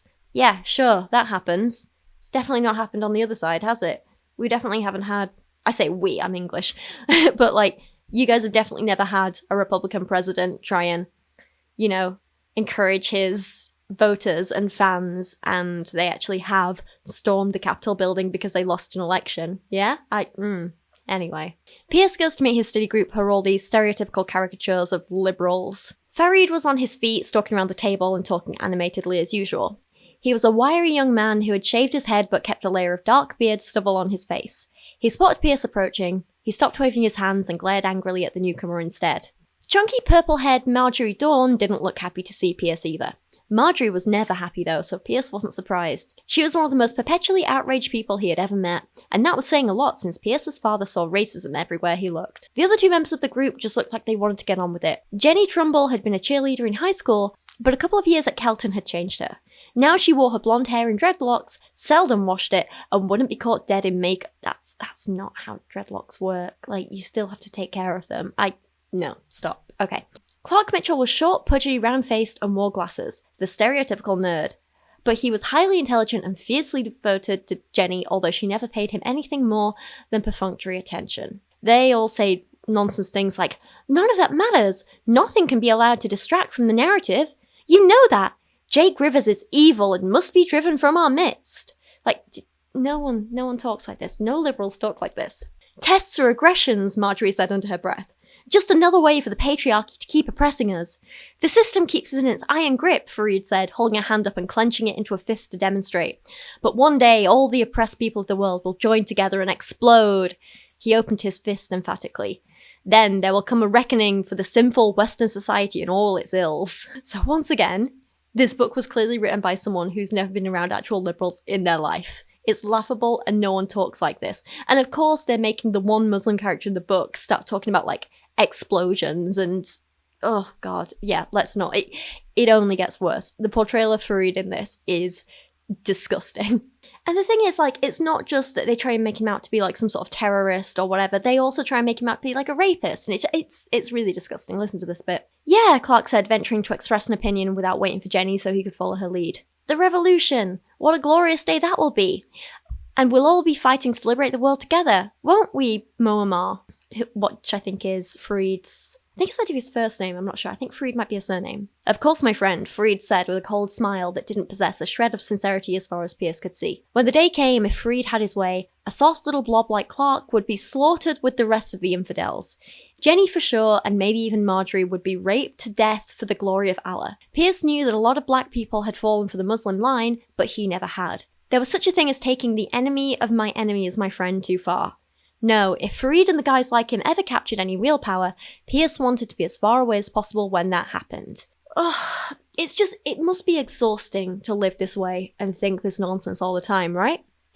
Yeah. Clearly, whoever wrote this book has never been around an actual Muslim person in their life, because, yeah, I've definitely been critical of a lot of the more fundamentalist and extreme Muslim beliefs before. I've got videos about it, absolutely. Like, there was this one book, because obviously I make books about, like, certain extremist Christian ideas and stuff, and, like, you know, the ones that especially perpetuate rape culture and everything. But I did one once about, it was something about, like, how to be, like, a good Muslim woman or something, and it took these quotes from the Quran.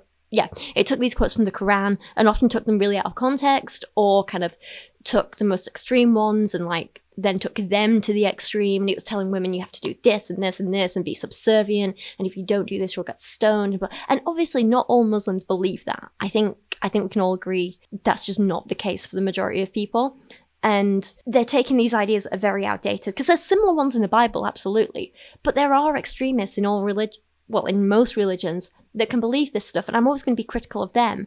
But I don't think you can tar every single person in a religion with the same brush. Just like there's some bad actors who are atheists, there's going to be bad actors who are Christian and Muslim and numerous other religions, but there's also a lot of good people who believe those things. And I just feel like we can't just demonize an entire religion because of the minority, you know? And we can criticize some of the ideas of the religion without having to turn the people who follow it into these over-the-top, offensive caricatures, you know?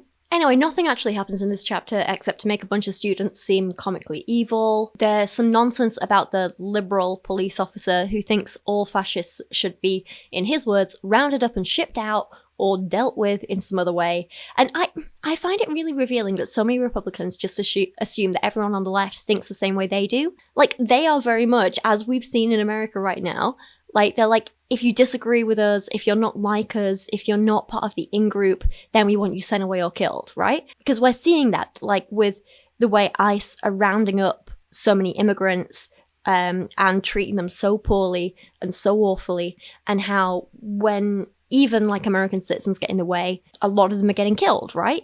Or hurt or injured or just treated badly. So I feel like the Republican author here projecting that onto the liberals in the book, it's very telling, isn't it? It absolutely is. Then Jake goes for another meeting with the university president because this book is repetitive and poorly structured, and I guess they had a page count they needed to reach. And when he's confronted about being in another violent incident, he replies, "No offense, sir, but that wasn't violence. That guy might as well have been trying to play patty cake with me." It's like, mate, violence is violence and does not belong on a uni campus, whether you've seen worse or not, you know? Anyway, the president's like, "I wish you'd never been accepted here," which, let's be honest, like, a man in his position would never actually say that. He's just opening himself up to lawsuits if he does. Like, it's so unrealistic. And then Jake is like, "Ha ha ha, but you had to because my granddad's rich," which is something a spoiled rich kid would say, isn't it? But it doesn't make him likable at all. And then another line which has aged like milk. Jake says, "I don't hate anybody. Look around at the rest of the country, sir. The stock market's up, unemployment's down, the economy is growing at a nice rate. Around the world, other countries respect us again." It's like, come on. Trump near destroyed America the first time round, and now he's back. His actions are having an even bigger negative effect than ever. And let's be honest, no one around the world respects the US right now. No one respects Donald Trump. We all think he's a massive laughingstock, but also that he's dangerous and he's just ruining the economy for everyone. This is aged like milk, absolutely. And I'll remind you again, this book was written during his first run as president, and so now in his second, it's like, we know this is nonsense. The university president responds with, you mean they fear what the lunatic in the White House might do? Facts. Love this. And Jake says with a smile, "A little fear can be a healthy thing," which is a horrifying thing to say, isn't it? And also, no, nothing Trump has ever done or continues to do can ever be described as healthy. Let's be real. The president threatens to make stuff up to get Jake kicked out of uni, which again, someone in his position would never say. This is entirely unbelievable. But Jake thinks he probably could. After all, the left specialized in banding together and spinning false narratives. The mainstream media had been doing it for decades. They took pride in being able to tell the public what to think, whether the so-called news they peddled bore any real resemblance to the truth or not. They claimed that Hillary Clinton was the most qualified candidate for president in the history of the country, hadn't they? God. Again, it's so ironic that this was written at a time when they had and now currently have a president who just makes up nonsense off the top of his head and claims it's a fact. Like, I would say Trump has been the worst presidential candidate ever for just spreading such blatant misinformation. And I mean, look, I'm no Clinton fan in general, right? But even I know she was far more qualified than Trump ever was. I don't believe she's the most qualified candidate ever, like that, not by a long way, but more qualified than Trump? Yes. I mean, I would be more qualified than Trump, and I'm English and know nothing, so says a lot, doesn't it? And I mean, I say all this as someone with literally no horse in the race. I'm an English person who never has, never will, never can vote in America, yeah? Like, that doesn't affect me other than, like, your elections don't affect me other than on, like, the global scale. Like, when Trump screws up and it puts petrol prices up all over the world and food prices and so on and so on. And again, I would say that, like, politically, I don't really fall into either of your, like, Republican or Democratic ideologies as such. Like, in the UK, I have been a Green voter for pretty much all of the last 15 years. I think there's just 1 year in London I voted Labour instead because I just preferred the local candidate. But generally, I'm a Green voter through and through. And like the area of Leeds where I lived the last 6 years, we've just got a Green candidate in and stuff. And I love that. So my point is I have no horse in the race, but even I know this author is talking nonsense. Anyway, not the point. Throughout it all, there's slight mentions of the maintenance team, that, and so silly, the Antifa terrorists who are digging outside buildings across campus. They're wandering through the library. Cool, okay. They're clearly putting their plan into action. And I'll say now, their plan is stupid as hell. It makes no sense, but okay. Other than this, not a lot's happening. Jake goes to the library to meet Natalie, and then in chapter 22, police chief man Frank goes to the maintenance room for reasons, I guess because the plot needed him to, and he sees the shoe on the floor through the window, so he panics, and then he breaks down the door, finds a dead body, but only one, not the other four, and is about to call for backup when conveniently someone attacks him from behind. They fight, it's a scuffle. Frank ends up stabbing his attacker in the chest and calls for help on his walkie-talkie, and then the chapter ends. We're back to Jake and Natalie in the library, and while Jake's there, he spotted a familiar face and recognized the guy who had given him the unedited video of one of his confrontations earlier, Pierce Connors. Pierce was sitting with a group of students, one of whom was a young Middle Eastern guy. This is awful, listen to this. Jake knew a lot of people would say it was racist of him, but whenever he saw somebody like that, he always felt himself tense up inside for a second. Too many people who looked like that guy had shot at him or tried to blow him up. Once you'd lived with something like that for months, it took a long time for the instincts developed during such an experience to fade. Yeah, that is racist. Like my granddad, he died before I was born, but I've heard a lot of stories about him, right? He fought in, I believe it was World War II, and he had horrific PTSD when he came back. We're talking like nightmares every night and just like panic attacks and all sorts. And obviously he was shot at by a lot of white German people, but he wasn't scared of every white person he saw after that. He was obviously scared of like loud noises and bangs and fireworks, and he had nightmares, but he wasn't scared of white people, because when you attribute that fear like to a race, that is racist. You know? Anyway. We cut back to Foster, the bad guy, who is now changed into regular clothes, and him and his co-conspirators are all heading to the library. We also learn more about his backstory and motivation, and it doesn't really make sense, I'll be honest. So he's super duper duper duper duper duper liberal, and he used to be a college student at this college, but everyone there hated him because he was on a scholarship and he was poor. He says it hadn't taken him long, however, to realise that they loathed him too because he was poor. Their commitment to diversity and equality didn't extend to boys from squalid little oil field towns like the one Foster came from, no matter how smart they were. With his passion for learning and disdain for sports and hard work and his liberal notions, he had never fit in back in his hometown. It should have been different at Kelton, but although the reasons were different, most of the people there seemed to despise him as well. He had joined all the right groups, said all the right things, and firmly believed what he was saying, but none of it seemed to make any difference. So apparently this means he's evil now. I guess it's like a matter of, in this author's eyes, what's more evil than a liberal person? A poor liberal person. So they've not just made the bad guys in this liberals, but poor people. And the hero of this story is a rich, right-wing Nepo babe. Oh my god, it's so stupid. So stupid. So Foster goes into the library because he's got a man on the inside working there, apparently. And here's a question. Do American university libraries not need an ID card to get in and out? Because in the UK, you do. And if not, like, that's crazy. Like, okay, I guess he's just walking into the library. They all can. He goes into the toilets on the first floor, which to us English, I believe, means the ground floor. So let's remember that distinction. That distinction has got me lost in so many American hotels. It's embarrassing for me. But anyway, on this ground floor bathroom, first floor bathroom, he locks the door behind him, and he kills a random man who's in there, because why not, I guess? Okay, as you do. We're like 50% into the book now, and our death count is at 5 maintenance guys, bad guy who betrayed the Antifa terrorists, bad guy that the policeman killed, random student in the toilet, so I believe that's 8 so far. In the ceiling of the loos, he's got a gun hidden, and it says inside the drawstring bag was a Glock 9mm pistol with a loaded magazine already in the butt, plus 8 more loaded magazines. There were other ammunition caches scattered around the library if they became necessary. His people had been working on this for weeks. Planning and patience, those were the keys to his operation. And I'm confused, like, why did he not just have the gun with him anyway? It's not like this campus has any, like, security. There's no metal detectors around. Like, Jake's been carrying around a gun secretly for weeks with no consequence. He bragged about it earlier. So why did this guy need to hide a small pistol in the loos? In fact, how did he even get it into the loos to hide it there in the first place? If he's having to hide it what? I don't understand. And also, why did he have to kill the student in there?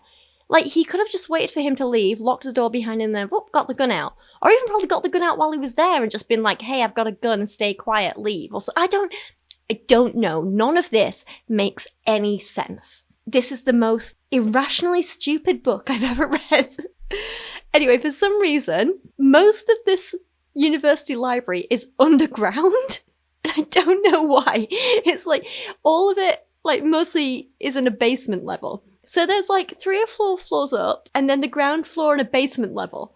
And most of the like students are on the basement level for some, I don't know. I do not know why. It's okay, right. We're just going with this. So he's got a bunch of people in the library with him and he goes downstairs to the basement level and he shoots at a light and he tells everyone to do as they're told or they'll die. Does anyone else see the irony in the author here, who is a right-winger who supports guns for all and is against gun control, making the bad guys in his story, who are apparently pro-gun control, use guns to commit some sort of mass shooting / hostage event in a library? Like, this makes no sense. Like, if you look at stats, right, only around 4% of mass shooters by extremists between 2012 and 2021 in America were left-leaning. 75% were right-wing. So the choice to make a left-wing extremist carry out a mass shooting just seems absolutely ridiculous and not realistic. And again, it feels like projection from these right-wingers because they're like, well, this is what we do, so obviously the left would as well. It makes no sense. But amongst all the chaos, the liberal police officer, who is now in the library as well, he gets knocked out immediately. So I think you can kind of see where this is going, right? If you're right-wing, you're a hero who'll survive this, or at least have like a hero's death. And if you're liberal, you're weak and will die. Pretty much what happens, we'll see. One of the students tries to run at one of the attackers / hostage takers and gets shot in the chest. So our death count is now up to 9. Jake, at this point, had seen all this happen and he's dived on Natalie to protect her, but he's like, oh no, I don't have my gun with me today, or I'd be totally returning fire right now. Like, come on. You've bragged about carrying your gun around all the time. Why do you not have it today? I'll tell you why. For the sake of the plot. This part of the chapter reads, so there was a lot of firepower in here, at least relatively speaking, because Kelton College, like a lot of private colleges and universities, was a so-called gun-free zone. The whole concept was one of the stupidest things Jake had ever heard of. A glaring neon sign of an invitation for evil to march right in and have its way unchecked. But that was the situation, and wishing it was different was pointless. More than likely, nobody in the building was carrying. Even the campus cops who worked for Frank McCaney just carried stun guns, nothing lethal, which meant that if Jake was going to fight back successfully against these bastards, he needed to get his hands on one of their guns. It's almost like just telling people, hey, don't carry guns isn't enough, is it? It's almost you need something like, I don't know off the top of my head, laws around gun control to restrict the manufacture and use? No? Yeah? Okay. Do you know why we don't need to label places as gun-free zones in the UK? Because no one has a gun. The average person cannot and does not carry one. We don't need to specify this as a gun-free zone because it's just not normal to carry a gun around. It's not common. That's why our per capita rate of gun deaths in the UK is just 0.013 compared to America, or the USA's, 4.31. per 100,000 people, obviously. The USA has more gun deaths per day than we have an entire year. And sure, it's a bigger country, but your population is about 5 times bigger than ours. And yet you have over 300 times as many gun deaths. It's almost like, and call me crazy here, almost like gun control works. Wild. I know. The idea they're pushing in this book is, well, you need good people with guns to stop the bad people in guns. It's crazy when the solution could just be, or you stop the bad people getting guns in the first place. No? Because even a lot of the gun deaths, though, they're from so-called good people with guns when you have accidents or something. So anyway, sorry. I'm always going to be pro-gun control. Always. Anyway, what does this group want?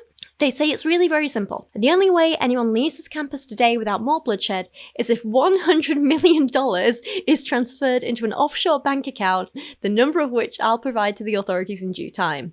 That's a 1 with 8 zeros after it for those of you who believe math is racist. The man chuckled of all things. And I know there are some of you in here right now who believe that. Trust me, I can see your point. Racism really is systemic in this country. Let's be real. That is pennies to most of these billionaires that are at this uni, right? So it's not really asking a lot, is it? But like, what the hell is that last part? No one genuinely thinks maths is racist. And this is not what systemic racism is referring to at all. Like, what is this nonsense? He goes on. Which brings me to my next point. We're not demanding that the government pay $100 million. No, it needs to come from the families of students here at Kelton. There are approximately 3,000 students enrolled here. That means, and again, I'll help out the math challenged among you, that each of their families would have to come up with less than $35,000. He smirked, waved his free hand, and the gun in his other hand never wavered as he went on. Most of the families you come from are 1%ers. Old money, dirty money. Money made on the backs of common people, wrung out of them along with their sweat and blood. He didn't sound quite so self-controlled now as he heated up. Seriously, are you going to try and tell me that your parents can't just sit down right now and write a check for that much and never miss it? You know I'm right. Yeah, you know what, I kind of see his point. I mean, no. I'll never support killing or blackmail or waving guns around or violence like that, but honestly I couldn't care less about millionaires or billionaires losing a little tiny bit of the wealth they hoard, you know? I'll say it again, there's no such thing as an ethical millionaire or billionaire. You can't become a billionaire without exploiting people along the way, whether that's the people making products you sell or people spending far more money on you than they should, or maybe overpriced service charges or something like that. It just, there has to be exploitation involved somewhere. The guy might be a killer, but what he said was true, Jake thought. A semester's tuition, housing and other expenses could easily add up to that or much more. A lot of parents paid it, again and again, so their darling little snowflakes could get degrees in intersectional feminism or gender studies. Although in this day and age, it would have to be gender fluid studies. This author does not know what gender fluid means, do they? This doesn't make sense. Anyway, bad guy goes on to say that he's not asking for money from the families of scholarship kids or poor families, only the filthy rich. And again, I kind of think he has a point here. Well, if you subtract the families who truly can't afford it and the ones who are too uncaring to pitch in, because they never pitched in to pay their fair share of taxes, did they? And the families who might have more than one kid attending here, can't forget them. I figure that leaves us with about 2,000 families that need to come up with some cash. They only have to average 50 grand a piece, and I know there are a lot of them who can do more than that.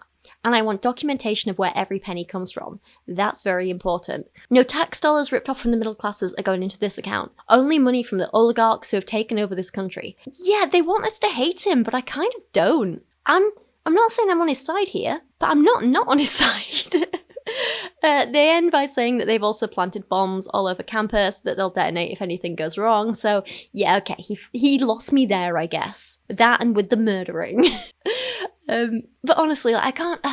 isn't this so bizarre that they're like, the left are evil because damn liberals, and then he makes their motivation wanting to like steal and hoard millions of dollars, which is what they'd normally be like protesting against. So it doesn't make sense. It's not a realistic motivation for a liberal villain, is it? Okay, meanwhile, police chief man who's been passed out is awake again. Another police officer's with him and EMTs, and he's watching this live stream of Foster in the library, which he labels as the usual left-wing drivel about how evil 1%ers were responsible for everything that was wrong in the world.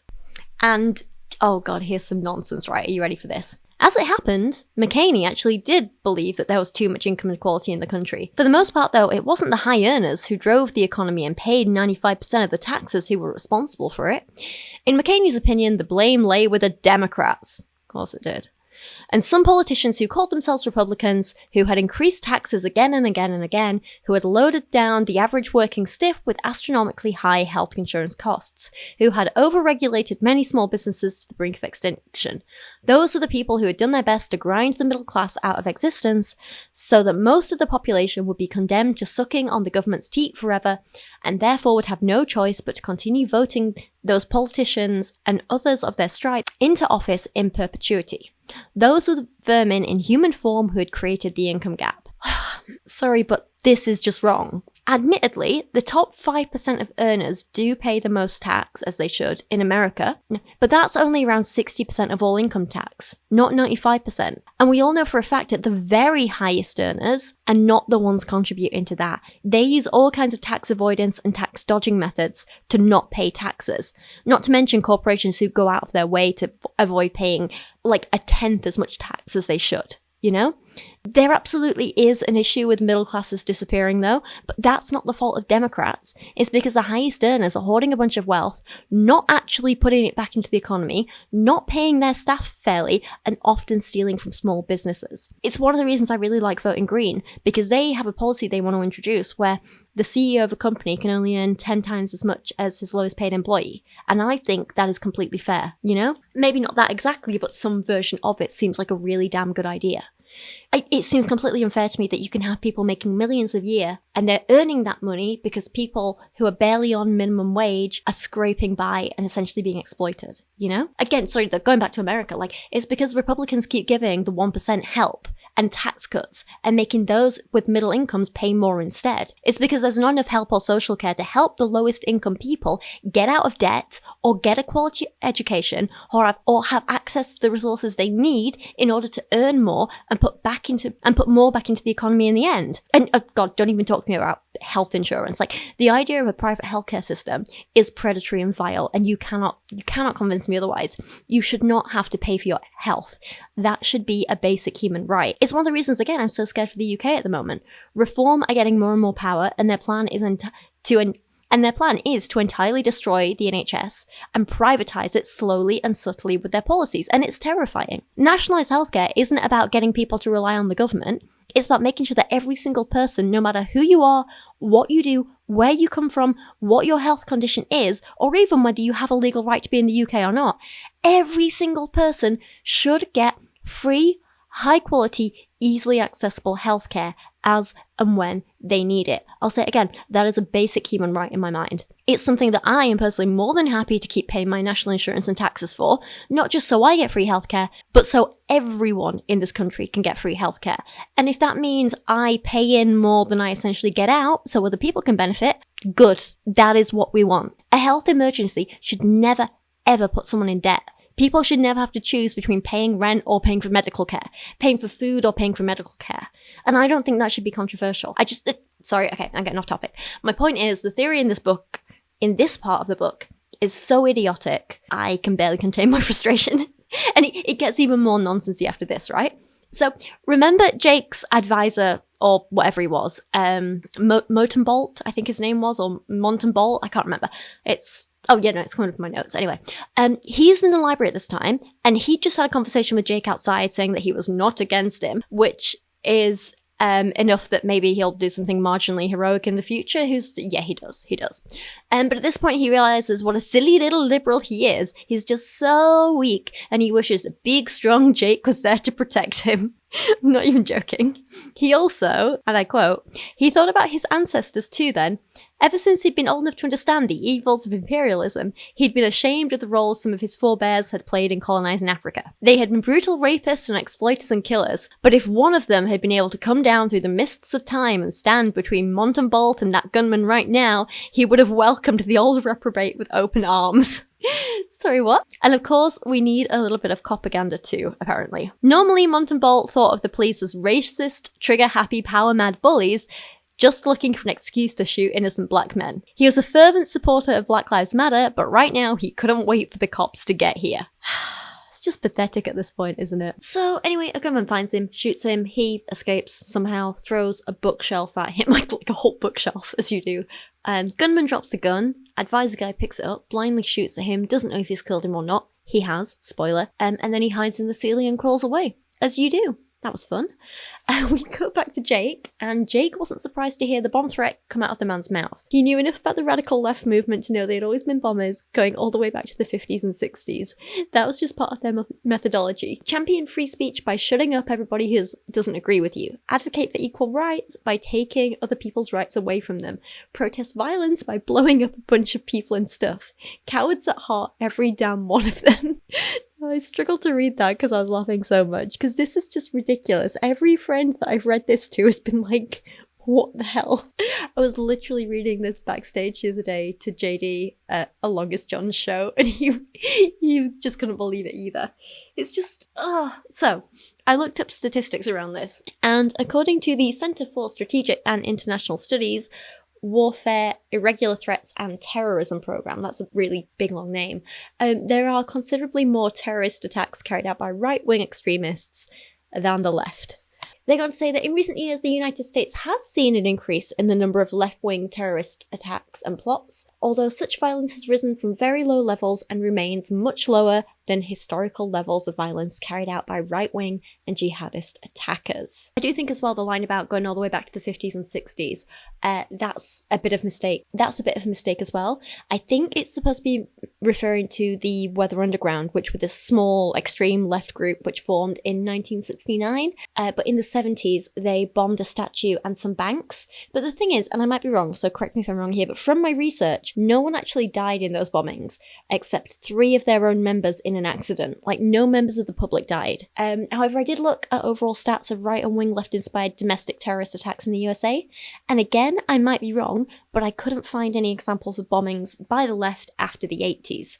So any terrorist attacks that there weren't bombings. However, there were bombings by right-wing extremists.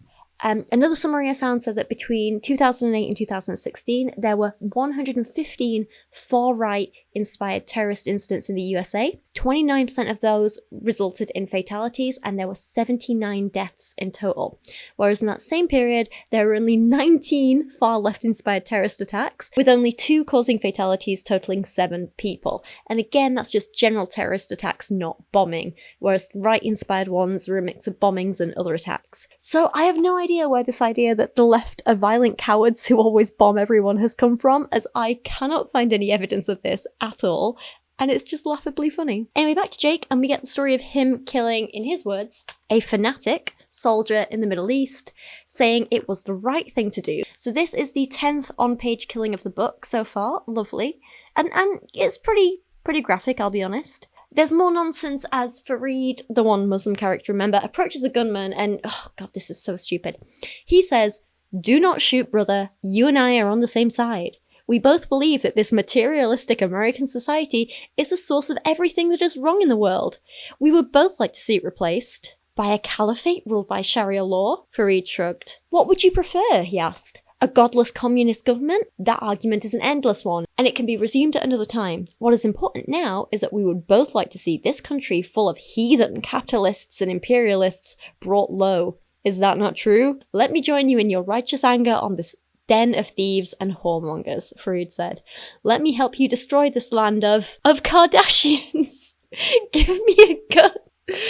I can't. No one would say this. Once again, I don't think this author, whoever it is, has ever met a Muslim person in their life. I don't believe it. I do not. Anyway, he gets laughed at by the gunman and us, the reader, and then Fareed and Pierce start arguing with each other as you do. Pierce is like, "I'm a rich 1%er, these gunmen hate me," and Fareed says to him, and again this is shocking, "You are no true black man. If you were, you would embrace the Islamic faith and turn against your decadent Western culture. I always knew you were a fake." On the other side of the table and underneath it, Jenny, Clark and Marjorie were looking at them. Marjorie stared at Pierce and said, "Uncle Tom." "Yeah, you're just what is it?" Jenny said. "Uncle Tom," Clark supplied. "It's from a book or something, I think. Means a black guy who sucks up to the white oppressors." Oh, this is easily one of the stupidest, most offensive books I've ever read. I can't take this seriously, and you shouldn't either. Anyway, just like everyone else, Pierce starts wishing for Jake to save everyone, as you do. Then we get a chapter about the police chief again, which ends with, you guessed it, him wishing Jake was there to save the day.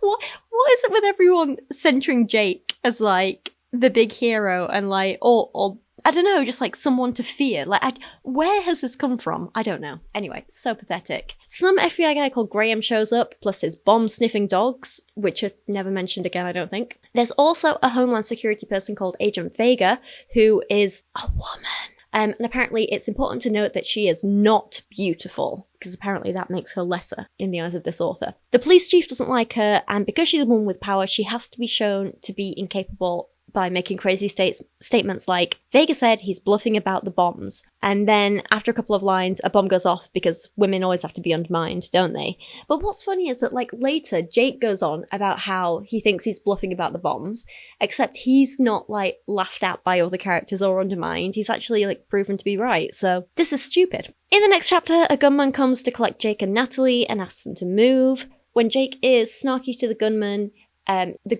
warns him to shut up or he'll shoot him. And we have to be told that this gunman is black, so Jake wonders, if the guy had a real reason to hate him or if his skin colour and political views were enough to justify that hatred. As far as Jake recalled, he had never seen this man before. I'm exhausted by how stupid this book is.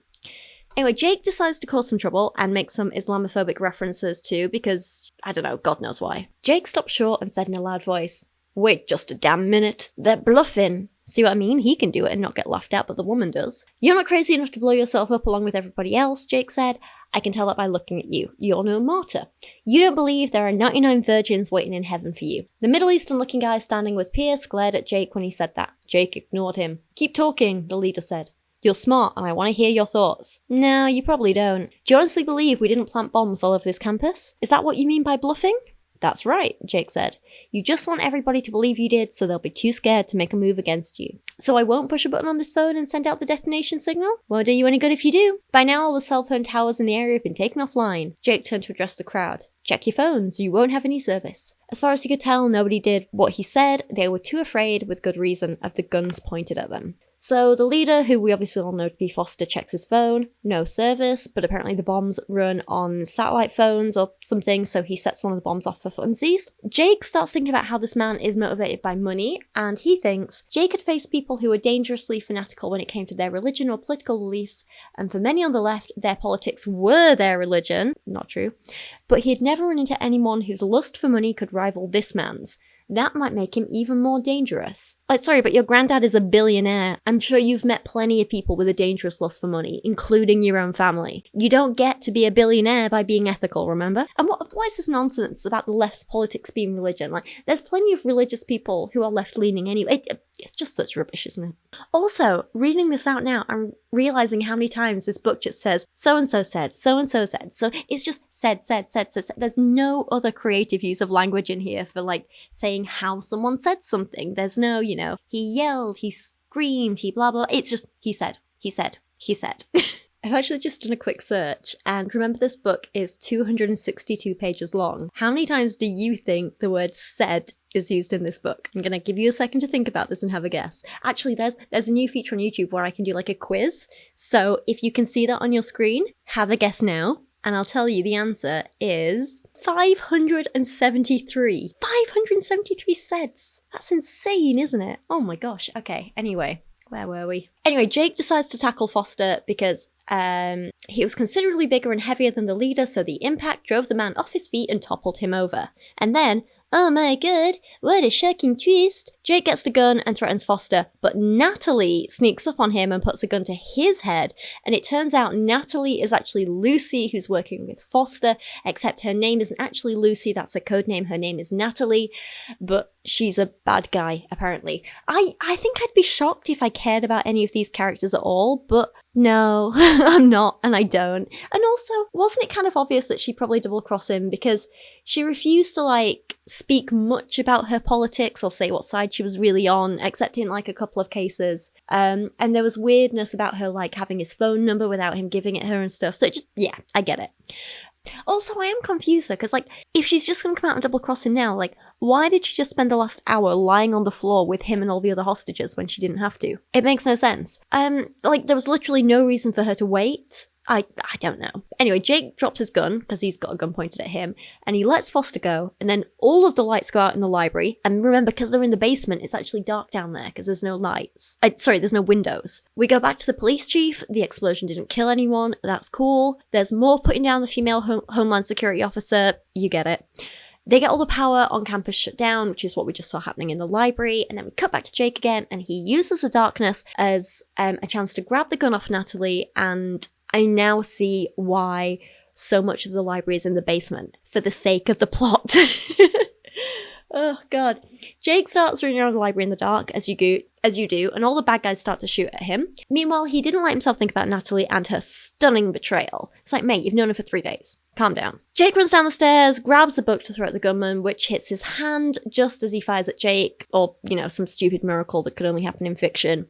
And since this guy missed his shot, Jake knocks him down and then uses the man as a human shield when the others shoot at him. So we're now up to 11 dead, I think. Correct me if I'm wrong and you've been counting along too. He shoots the second gunman and I assume he dies too. So let's count this as 12 deaths on page. Jake then starts running up like a secondary stairwell And at the third floor, so he's gone basement, first, second, third floor, he hears gunshots. So he just bursts through that door, and the chapter ends with, and I quote, "The pistol gripped in both his hands, ready to deal out death." We cut back again to Jake's advisor crawling around in the ceiling. He sneezes, a gunman below him starts shouting and shooting at the ceiling. Clearly this was all the chaos on the third floor that Jake heard, right? Advisor man falls out the ceiling. Jake immediately shoots the 2 gunmen on that floor who were after him, but not Montenbolt, I can't remember his name, not advisor guy like he thought, so that's 14 deaths now. Jake creeps up on another guy, hits him over the head with his gun to knock him out, then locks him in a cupboard, as you do. He gets all the hostages on that floor to hide together in a room, while the advisor guards them all with a gun, ready to shoot anyone who comes for them, and then Jake heads off again to, I quote, "clear the rats out of the nest." We cut back to Pierce on the basement level, who has started to crawl away when all the lights went off. He thinks at this point, I need to fight back, I got this. And there were enough prisoners here on the library's lower floor that if they all rose up at once and struck back against their captors, they would overwhelm the gunmen. No doubt about that. It was possible, even probable, that some of them would lose their lives, but that couldn't be helped. The alternative was to remain hostages at the mercy of people who might well be ruthless enough to slaughter them all. Like, whoa, careful there, buddy. You're starting to sound a little bit like a Marxist there, and we all know that's a dirty word in this world. But anyway, as Pierce is getting away, Fareed rats him out because, reasons I get, and you've got to make the Muslim character the bad guy. And then Fareed chases after Pierce, tackles him, Pierce kicks him in the face and runs off again and decides to follow Jake up the stairs. And the pacing of this book is so terrible, right? And not only like the pacing, but the in-world timeline. But okay. Pierce literally saw Jake go into the stairwell and immediately followed him in, right? That little chase with Fareed didn't last long. But apparently, trained soldier and Superman Jake never heard him following him, and Pierce didn't appear any of the time he was roaming around the third floor killing people and moving the hostages. So you're telling me that it takes Pierce longer to go from the basement level to the third floor climbing the stairs than it took for Jake to go all around the third floor, kill a bunch of people, knock someone out, lock him in a cupboard, go speak to hostages, calm down the hostages, get them all in a room, give his advisor instructions, and then head out again. You're telling me in all that time, Pierce could only make it up like 3 sets of stairs. Makes no sense. So we cut back to the police guy and the FBI guy, and he says, "I lean toward thinking that the bomb threat is mostly a bluff, despite that explosion earlier, but there's no point in taking chances." So why is everyone so sure it's a bluff when in this universe, left-wing extremists apparently are well known for bombing everything? Make it make sense. Also, why is it unbelievable when a woman says that, but not when 2 men say it? Ugh, so annoying. Then some old guy turns up, and it's very clearly like the guy from the gun range earlier who was shooting, right? But I guess we're just not meant to know it at this moment. But McCraney, the police chief guy, had never seen the man before. He was older from the looks of his weathered face and the silver in his hair that had once been dark and still bore traces of that. He moved and carried himself like a younger man, though. McCraney had seen guys like that before, men who took such good care of themselves and who were blessed with good genes to boot that it was difficult to tell if they were 40 or 70. This lean and medium-sized stranger fit right into that category. This is how all right-wing men see themselves, isn't it? So I'm thinking at this point, like, he's probably some right-wing gun nut who's been tracking those damn lefty terrorists or something like that, and he wants to take them all out and show them some good American compassion, by which I mean shoot them, The first thing he says is so laughably pathetic in an attempt to look tough, right? He says, "I've never worried that much about being in dangerous places." The stranger replied with a faint smile. "I suppose I wouldn't know what to do if I found myself somewhere that wasn't dangerous." Why does this sound like something Andrew Tate would say? He's like, I can always get in anywhere I want, and then condescendingly tells all the women police officers, and only the women, that they should be leaving because it's not safe, ma'am. Ugh, I want to vomit. The guy's like, I have personal reasons to be here, and they just decide, yeah, cool, let's let this stranger roam around a campus, because they're idiots and this would never happen in the real world. By God, at least have the decency to tell me your name, McCraney exploded. The stranger paused and looked back. "It won't do you any good," he said, "but it's Barry Rivera. But you can call me Dog, just Dog." This is so funny to me. They really think this is like some tough guy thing, don't they? Like, I think this is meant to be like a James Bond moment, but he just sounds so silly. I can't. Okay. We cut back to Jake, and he goes back out into the stairwell and up to the 4th floor. still hasn't bumped into Pierce yet, purely for the sake of the story, I guess. But then as he reaches the top floor, he hears Pierce shuffling around quite a way below him, and Pierce calls up to him. So, like I say, the timeline makes no sense, because you're telling me that in the time it took Jake to get up 3 flights of stairs, kill 2 people, roam around the 3rd floor for a bit, knock a 3rd person out, lock him in a cupboard, go confront a bunch of hostages, lead them to safety, give them instructions, head back to the stairwell, go up another flight of stairs, Pierce has only managed to run away, kick a guy in the head, and get up 2 flights of stairs. This makes no sense. Jake decides to stand in the dark and wait for Pierce to make his way up the stairs, where he immediately grabs him by the neck and threatens him to stay quiet. So like, yep, great way to treat an ally, mate. And, you know, tell us again how you're not violent, yeah? But yeah, I guess he is black and you're a Republican, so what else did we expect, right? Again, tell us how you're not racist. After a whole bunch of nonsense and back and forth, Jake decides to give Pierce a chance, and he gives him a gun and asks him to help him shoot the 4th floor door open. Pierce says he's never shot a gun before, and Jake thinks, first Monton Bolt, now Pierce. How did people grow up without ever putting their hands on a gun? Jake wondered. He couldn't even begin to comprehend that. Easily. In a society where guns aren't normalized, most people don't regularly handle those dangerous killing machines. It's that simple. So they get into the 4th floor. Jake shoots another man. I think we're up to 15 dead now. Meanwhile, Foster sends Natalie up to try and find Jake, and if she's anything like Pierce, I'm sure it'll take her half an hour to walk up a set of steps too. Jake makes Pierce stay with the people on the 4th floor and leaves and heads back down to Foster. So I guess it's cool to just leave everyone on the 2nd and 1st floors in danger, right? Yeah? Okay, cool. Right. They don't matter. We randomly cut to another building that's been taken over by the big, bad, money-hungry lefties. This is the administration building. Dogman enters the building and kills all the bad guys in it by snapping their necks because he's a big, strong boy doing some shooty and being all manly. And he frees everyone in a matter of minutes and then runs off again, as you do. I wish I could give you more details, but like, this is pretty much all there is. It's so stupid. We cut back to FBI guy who says he knows rumors about Dogman, apparently. He says, a long time ago, and I'm talking going back 30 years or more. Yes, such a long time, 30 years. When I was just starting out in the bureau, we used to hear rumors about a guy who went by the codename Dog. No one knew who he was or if he even really existed. Look, and now he's just handing out his name and he's supposed to be some secret anyway. But the stories about him said that he was some sort of freelance troubleshooter who answered only to the president. He'd been a truck driver, so he roamed around the country in his specially outfitted truck looking for, well, wrongs to right, corny as that sounds. Sometimes the government would point him in a certain direction and turn him loose, like a force of nature. But most of the time he found his own cases, and he did a lot of good for a while before he dropped completely out of sight. So he's just a male Mary Sue. Coolsies. Sure. Whatever. I will call him Dog Sue now. Dog Sue then breaks into another building, kills all the bad guys there. I mean, at this point, he's killing dozens of people faster than Pierce can climb a flight of stairs. This book is so illogical. Back to Jake, he heads down the 3rd floor to get those guys and send them all upstairs to be together. And Natalie, God knows where she is. Apparently she's really taking her time getting up those stairs too. And then after going down to the 3rd floor, sending them up to the 4th floor, heading down again, he starts to get to the 2nd floor when he finally hears Natalie calling to him from only the 1st floor. None of this makes sense. And she says, Jake, if that's you, you have to help me. I don't want to do this anymore. It was all a terrible mistake and I'm so sorry. A pleading note entered Natalie's voice. Please, Jake, I'm putting my life in your hands. Cool, sure, whatever. So he calls back to her, and there's some secret 3rd person behind her in the stairs who shoots up at Jake. I don't care at this point, I'm just trying to get to the end of the book.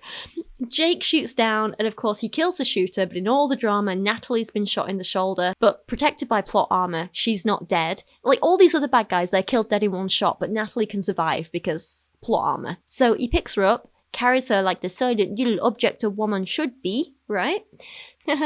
Misogyny. And he takes her back up to the 4th floor to the other. See, he can carry a dead weight of a body from the 2nd floor to the 4th floor in no time, but it takes a healthy adult woman like 10 times as long to get from the basement to the 1st floor. Anyway, this makes no sense. He takes her up to the 4th floor and tells the others to keep her safe, try and stop the bleeding, and he nodded and said, "You're doing good work, both of you. Now I need to get back to what I started. He reached out, touched Natalie's shoulder for a second. She appeared to be unconscious now, killing the rest of those sons of bitches. Oh my god, what a big, strong-haired man. So manly, so alpha, so I don't care. Back to Foster, who's thinking. The other scenario had seemed so much more dramatic, though, taking over an entire college campus and threatening to blow off the face of the earth. That was the sort of thing legends were made of. If he was able to pull this off, his name would go down in the annals of terrorism right next to Osama bin Laden. Yeah, because that's what all true lefties dream of. Being compared to bin Laden. Mate, be for real. I can't. This book gets stupider every page. I'll say it again, this feels like it was written as satire of like what the right think, but this is actually written by someone like in the name of someone who is right-wing their whole life. I can't. Dog Sue rescues people in yet another building, and then on the walkie-talkie he taunts Foster, who sets off another bomb. Now Foster thinks, if the hostages ever decide to rush them, it wouldn't end well for Foster and his allies. Fortunately, the chances of this happening were insignificant, in his opinion. These were college students and staff after all. They had been thoroughly indoctrinated in the same sort of progressive claptrap he had once believed himself. They considered themselves superior, the elite who were too smart, too woke to ever embrace violence. So is he not a liberal anymore, or is he? Because I thought this was meant to be I'm very confused by what this book is trying to say. Like, what is this man's motivation? What are his political leanings? I mean, I'm confused, and I think the author is too. They want to make liberals the bad guys so much, but that doesn't make sense if you're just going to make them do whatever crazy stuff for whatever crazy reason and just blame it on liberal and left ideologies, even when that makes no sense.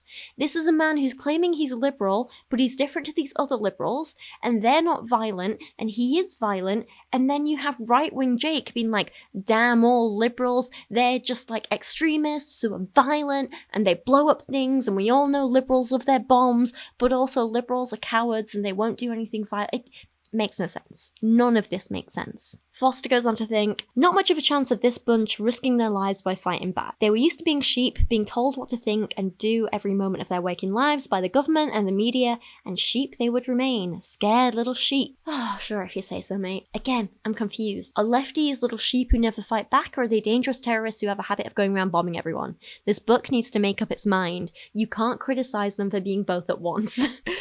So Jake decides to skip freeing the second floor hostages for now because the second floor wasn't that important now, Jake decided. He could afford to bypass it because whoever was posted there wouldn't be able to come to Foster's aid right away if shooting broke out on the lower level. Like, okay, but you know they have walkie-talkies. Foster could give an order for them to just kill everyone on that floor, and I guess you're just okay with that, yeah? Like, that's a risk worth taking. Those innocent people's lives don't matter as long as you get to play the big hero, yeah? Stupid. There's more blathering about how great Jake supposedly is. Jake had spent enough time in the library to be aware of all this. Just as a matter of habit, he constantly studied his surroundings, and he had the sort of brain that once something was noted in it, he tended not to forget. He had no real reason for doing that, other than he liked to be prepared for whatever might happen. He had never forgotten a quote he'd heard attributed to General James Mattis. Always have a plan to kill everybody in the room. That sounded like good advice to Jake. That sounds like bad advice. That sounds like something a psychopath would say. As a woman, you always think about like, oh, what if I'm in danger in this scenario, blah, blah, blah. But you never think about how to literally kill people. Who does that? No one does that. Anyway, he gets to the ground floor, and he sees the liberal police officer that Jake hates, wrestling with one of the gunmen. Jake shoots the gunman dead. The number of dead people in this book is now, I don't even know. It's higher than Jake knows how to count, like 16, 17, something like that. Actually, not including all the people Dog Sue has killed, so God knows, we're probably in the 30s or 40s now. As for the other guy, Jake goes and hits him over the head, like the other gunman. Police guy grabs the guy's gun and breaks his jaw, then Jake kicks him in the head, so he's either unconscious and likely has some sort of brain damage from all that, or he's dead. I don't know, I don't care. Jake tells everyone to leave, and the author can't resist one more lefties a cowardly sheep dig.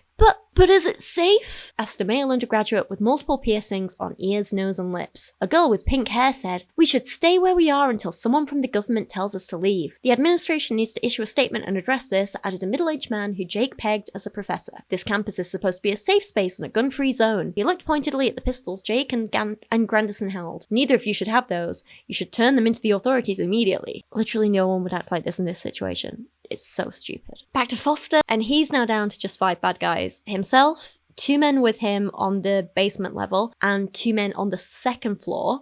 And he's actually got one other bomb too, which I think is supposed to be around the library that they're in or something. The rest are all apparently decoys or something like that. Right. And he says they were aware that he had been able to get hold of enough explosives to build only 3 working bombs. The others were decoys intended to keep the bomb squad busy checking out the work done by the groundskeepers that morning and to keep the cops worried. So they would hold back in order to prevent a possible Holocaust. Now, I get this is meant to make readers associate liberals and the extreme left with Nazis, but it's a stupid comparison, right? Comparing bombs on a small campus to the Holocaust just feels offensive. Bombs aren't gonna commit a pre-planned genocide of millions over a number of years based on people's identities. A better comparison might have been to when the KKK bombed a lot of black churches across the American South in the 50s and 60s, but I guess this book doesn't want to portray the KKK as bad guys, do they? You know, or maybe he could have compared it to the Oklahoma City bombings in 1999. Oh, no, wait, that was done by a right-winger too. Okay, how about the Centennial Olympic Park bombings in 96? He could have compared, oh, no, wait, that was done by Eric Rudolph, who also bombed abortion clinics in 97 and 98, and a lesbian bar in 97, and he was literally a member of a right-wing extremist group. Are you seeing a pattern here? Anyway, the narration reveals that Foster has been secretly planting a bunch of explosives around the library for the last couple of weeks, and he could blow it up any minute now.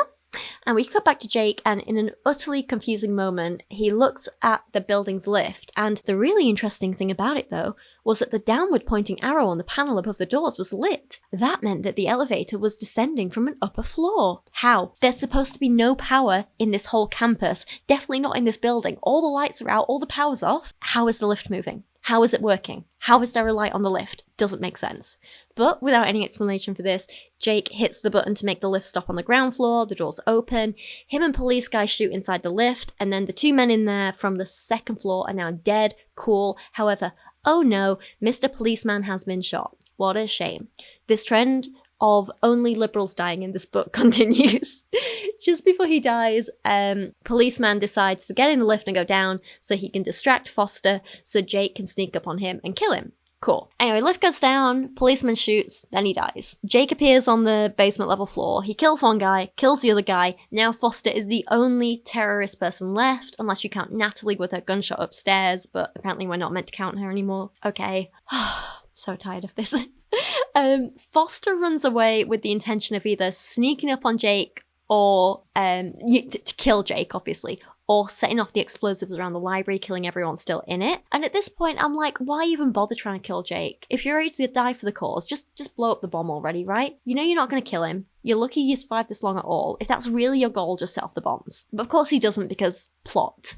So Jake chases after him, they have some nonsense back and forth, and then a fist fight, and blah blah blah blah blah. Foster gets shot in the neck, Jake gets shot in the chest, he passes out. Pretty sure Foster's dead here. And then even in the aftermath of everything, the author can't resist being snarky as hell, and it's disgusting. So we kind of like fade to black at this moment, and we get a sort of like aftermath of it all. Counselors provided by the college were overworked as they tried to help the students deal with the trauma they had gone through. This had been a macroaggression, and some of those already easily triggered snowflakes would never get over it. That was the trouble with being a snowflake. You melted if things got the least bit warm. Like, sorry, let's not mock people for being rightly traumatized by being held at gunpoint and threatened with a bomb, yeah? You can't mock people for that. That's ridiculous. Sadly, Jake has survived, and I know that sounds heartless, but I couldn't care less about this character. And his granddad, being some rich billionaire, whatever, gets them to put up some plaque in the library in his honor. And Jake's like, shouldn't policeman get something? Because, like, he did literally die, right, trying to save people. But the police chief says, we'll put something up in the station for him, don't worry. He sure was an unlikable kid. Like, have you ever heard of Don't Speak Ill of the Dead? He wasn't that bad. This is pathetic. He was not that bad. Jake says he's leaving college, but he doesn't know what he's going to do, but it's okay because he's got family money to fall back on. It's alright for some, isn't it? And then he's approached by Doc Sue, or Barry Rivera, who is like, Jake, I am your uncle. Very Darth Vader. Also, what? His name apparently isn't really Rivera, it's Rivers. So, oh my god, how shocking. What an excellent way of hiding. No one would have ever figured that out. What a well thought out secret identity. And Jake is like, but Uncle Barry was killed in an explosion with his wife. And he's like, surprise, I survived. And, oh god, this was so stupid. Right, are you ready for this? I've seen pictures of Barry Rivers. Jake said stubbornly, you don't look like The blast tore up my face. When the doctors put it back together, I didn't look exactly like I used to. I think you can still see a hint of the old me here and there, if you know where to look, but most people never would. And you never saw me when you were a kid. I was dead before you were born. So was your Uncle Paul. He died in that insane asylum, where he belonged, I might add. What a ridiculous ending to a ridiculous book. So Dog Sue is like, hey, work with me, nephew, be an assassin or whatever. And the book, this is so bad. This is literally how the book ends, right? Do I get a code name? Barry squinted over at him, said, you're as big as a horse. How about horse? No, Jake said, shaking his head. Not horse. That's not a good code name. He thought about it. Now, stallion, maybe. I don't think so. Barry clapped a hand on his nephew's shoulder as they walked off into the pleasant autumn afternoon. We'll work on it. I'm sorry, stallion? He thinks a lot of himself, doesn't he? Oh, and that is where this pathetic excuse for a book ends. I don't think we ever really find out what happened to Natalie. I think it's assumed she survived, but I don't know. I don't remember. I don't care. There is, this is interesting, right? There's an about the author section at the very end of the book, which doesn't credit whoever actually wrote the book, but it does say, though known largely for their westerns, national best-selling authors William W. Johnstone and J.A. Johnstone are the authors of some of the most explosive and timely thrillers of the last decade, including blah, blah, blah, blah, blah. The Johnstones know that freedom is never free. They fully support our military and regularly donate books to our troops. You can learn more about this and blah, blah, blah, blah, blah at the website. So, yeah, not good people, are they? This is where I keep thinking, like, is this just meant to be a satire of the right? And then you're like, no, because the people putting this out are right wing. Terrible. I should also add as well, I did not pay anything to review this book. I did not pay for this book. I did not buy this book. So we're okay. Okay. I often like to end videos like this by looking at some of the top Goodreads reviews of this book, and in this case, I found some really good ones.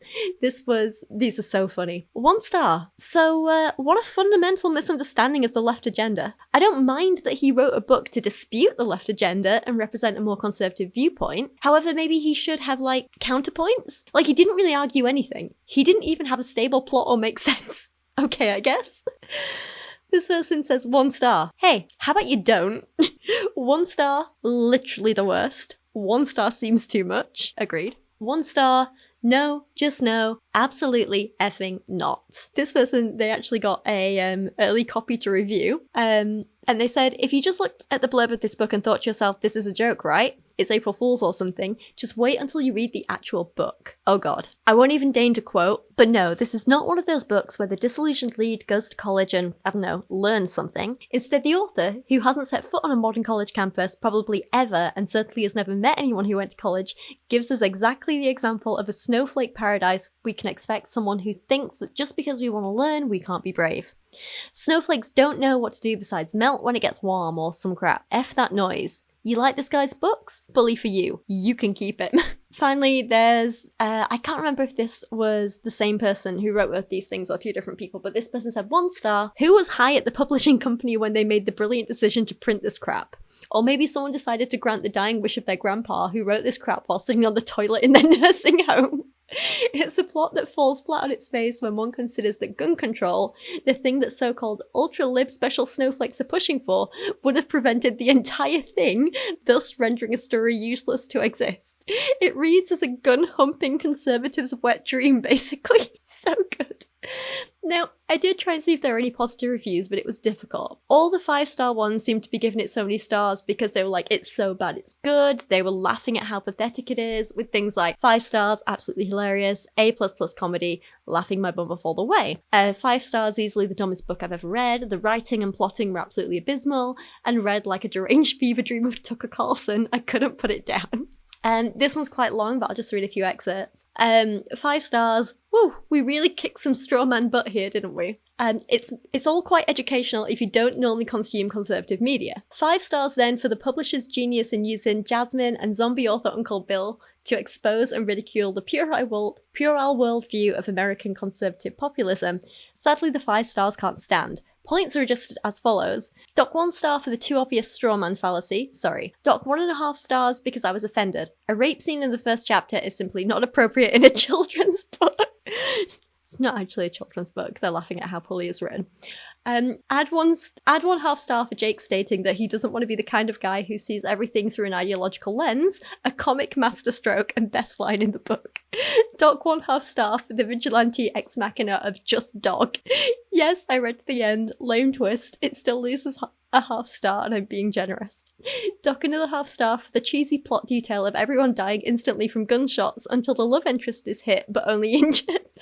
Final score 3 stars. Worth a read if you're in a funny mood, but don't spend any money on it. Oh, fantastic. But there were a few serious reviews who like genuinely liked it, and this shocks me. So 5 stars, very entertaining book from beginning to end. The simple fact it's obviously triggered so many folks here makes it even more hilarious. 5 stars, a rude awakening. This could be today's headlines. Too many people are ready to complain about everything and do nothing. I will grab a book by these two over another anytime. Real life and everyday heroes. So I thought like, oh, okay, well like this person obviously like they're saying they want to read this over other books. I was like, I wonder what else they're into. What else are they reading? So I went on their Goodreads profile and I feel like we should take his review with a pinch of salt. Because his favourite books include Book of Mormon Made Easier, parts 1, 2, and 3, Jesus the Christ, illustrated, and a lot of Dr. Seuss. Like, a lot of Dr. Seuss. Okay, 2 last reviews. 5 stars. And again, I'm just going to read you some excerpts here. As not only a former student, but an employee of a private college, not altogether unlike Kelton, this reviewer can attest to the reality of the leftist bias which dominates today's academy. Johnstone does a good job of capturing the essence of the modern collegiate mindset and then amping it up exponentially thanks to the machinations of terrorists who have chosen Kelton as their target. Rivers is an extremely likable protagonist. Sorry, are we reading the same book? What?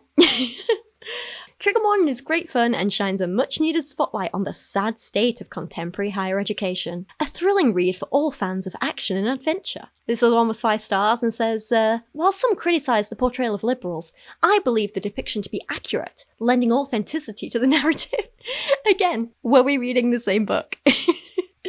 So, yeah, I think that is me done for today. Please let me know down in the comments what you thought of this absolute nonsense and if you giggled along with me all the way. Thank you so much for understanding that I just did voiceover in this last section because it has been a tiring week, but it's been a fun week as well. But yeah, thank you so much for watching this video. And if you'd like to continue supporting my work, I do have Patreon and channel memberships available. You can also grab merch. I'm currently working on some new designs, so they'll be out very soon, which is exciting. I've got books you can get, Reflections on Healing and Outside, which are both available on Amazon as ebooks and physical copies. And if you buy the hardback copy of Outside, because it's a big chunky boy, you actually get a download code to get a free version of the audiobook that you can download from my website as well. So there's lots of fun things you can do. If you have any other books you would like to recommend me to review on this channel, I do all sorts of stuff, or just any topics you want me to cover. I talk about feminism and kind of social issues, or just kind of anything that interests me. It's a mixed eclectic bag on here. Then just let me know down in the comments as well. But for now, if you're new here, it'd be wonderful if you would subscribe to join me on this journey. If you've been around a while, just check you're still subscribed, please, because that's always really helpful. And if you want to help support my channel in a way that isn't monetarily or anything like that, then you can always share my videos around on social media, because that really, really helps. And I appreciate every single person who does that. So thank you so much. You're all wonderful. I hope you have an amazing rest of your day, and I'll see you again soon. Bye.